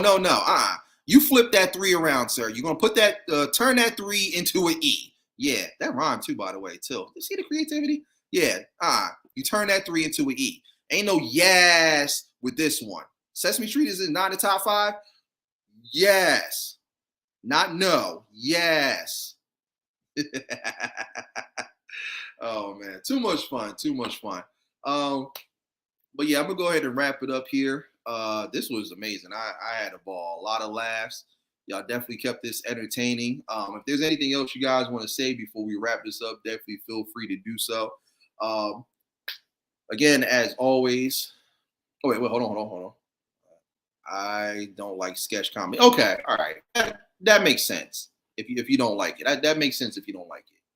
It's not for everybody, but to just kind of like throw and Living Color under the bus when it paved the way for all the stuff that we have today. I mean, you got to give it some credit, But it's all good though. Like I said, everyone's entitled to their opinion. It's all about just having good, wholesome fun, and that's what I'm all about. So, in about 2 more weeks, my next topic is going to be about famous actors and actresses because I've been hearing the debates on and off, barbershops all over the place. Who are the best actors, who's the best actresses, greatest films, all of that stuff like that. Again, a lot of these debates, it's that, I know it was another one I was trying to remember. I couldn't think of it. Mad TV. Oh, yeah. Oh, man. Love me some Mad TV. I forgot about Mad TV and then Living Color paved the way for everything that's out right now. Because Mad TV had a lot of big name people on there too. Oh, yeah. Yeah. Thank you, D. Thank you. See, okay, now you can turn your E's back into 3s. I'll give you some points. I don't know. I still got questions about Sesame Street. I know you grew up different. I grew up different too. But, you still got some explaining to do, good sir. Still got some explaining to do. All right. In fact, you know what? Since you want to diss Sesame Street, there's your challenge song. You are going to do a Sesame Street theme for your next song. And I don't know what the name of the next album is going to be. I don't know if it's, maybe you call it Street Sesame. I don't know. I'm brain dead right now. But yeah. Since you want to disrespect Sesame Street and not put in the top 5, you now have the challenge of having to do a Sesame Street sample for your next song. Minion, if you can hear me, make sure he gets on it too. I got your number too, and I know where you live. So don't try to run and hide and duck and dodge. I will find you. Okay. So yeah, I want a Sesame Street theme song. And you can dedicate it to me too. No, Sesame Street's not in the top 5. You are something else. That's gonna be a good one. Yeah. We're definitely doing that. That one is next. And then I think after that, I'm going to be talking about popular music groups from all genres. That's the next one. Because I had a huge debate with my cousin's girlfriend who was swearing up and down that Backstreet Boys was whack. Talking about NSYNC was better than Backstreet Boys. I said, almost had the Sanford and Son heart attack when she said that. How you going to sit there and say NSYNC is better than the Backstreet Boys? What? Huh? Who? When? Where? How? And all the other W's that I missed? No, absolutely not. Yeah, I heard about that. I heard that he's supposed to be like resurrecting Mad TV. I hope he does. I really hope he does. But he's got to keep doing his thing with the horror movies because he's definitely on point with those. So if he does that, then yeah, I'm all for it. I heard he was supposed to be doing the Twilight Zone. I think he's supposed to be doing like his own rendition of that. But yeah, I did hear about that. So man, look, if they bring Mad TV back, I'm just telling you. Yeah, look, man, there you go. Man, this man said Sesame Street is not in the top 5. Now he said it's not in his personal top 5, which okay, I get that. But he's trying to say that Sesame Street is not in the top 5. So guess what? He now has to do a challenge song and sample Sesame Street. Don't try to duck and dodge either, because I know what days you go live. You go Wednesday and you go Saturday. You know I'm subscribed to you, and you know I got the notification set. So I better not see you trying to skip over and talk about some, Jay, you know, man, I couldn't do it. You know, like the good man above wouldn't let me. Don't be trying to make your little Stephen A excuses, all right? I want a Sesame Street sample, since you want to sit up there and not put in the top 5. And on top of that, I want you to sample the voices of all the characters. I want Big Bird, I want Ernie and Bert, I want Grover, I want the Count's laugh, I want that. I want Snuffleupagus somewhere in there. Hi, Bird. Something. Even Elmo. Find a way to squeeze that in there. So, yeah. In fact, just make a soundtrack dedicated to Sesame Street. Your next album better be something Sesame Street related. Don't make me come find you. I know you live in Milwaukee, all right? Now, you want me to become a fan of the Bucks? Then you better make you a Sesame Street soundtrack. That's your next album. All the other albums could wait. Sesame Street. And you know what? You could call it Sesame Street top 5 and put the little that little do not sign or the stop sign, since you want to sit there. Oh, okay. So all right. So you like the Count, but you don't like Sesame Street. See, this one. There you go. There you go. Challenge song with the Count's voice and his laugh. That's your next song. Something Sesame Street related. I'm about to say, like, come on. You might have to rephrase that statement, sitting there saying you don't like the Count. You don't like Sesame Street, but you like the Count. Come on now. Come on. I'm just saying.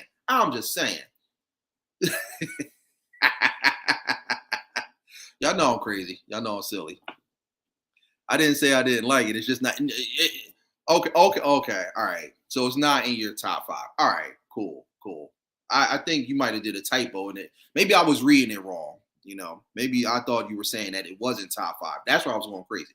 But if it's not your top 5, all right, cool. All right. Okay. You get a pass. You know what? You can choose which 3 you're going to turn around. Okay.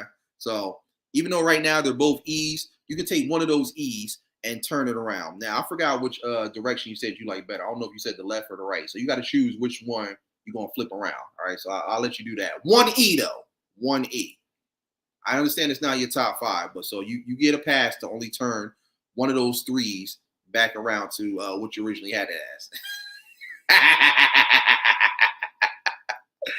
I'm just playing. It's only entertainment, y'all. But yeah, those will be the next 2 episodes over the course of the next 2 weeks. Famous actors and actresses is next up, followed by popular music groups. So again, definitely tune in for those. Be on the lookout for them.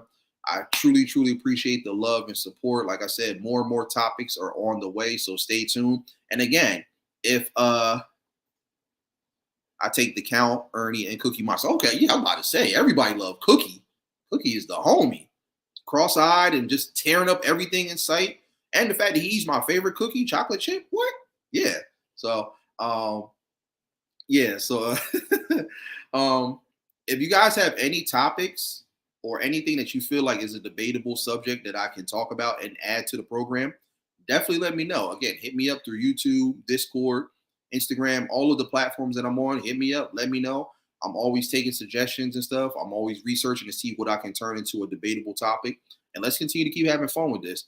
But as always, you guys, I truly appreciate the love and support. Big shout out to each and every one of y'all. Make sure you guys like, comment, subscribe, and most importantly, hit that notification bell. Anytime I go live, come through, kick your feet up, relax. My home is your home. You guys already know what it is. And remember, 4 things that make this beautiful world go round: peace, love, positivity, and prosperity. Go ahead, as I always mention, merch is available for anybody that wants it. All colors, all sizes. Let me know. Just hit me up. I got you. And tune in for the next episode. I'm your host, Big Daddy Beard. This has been another take of the debate table. Love y'all. Peace.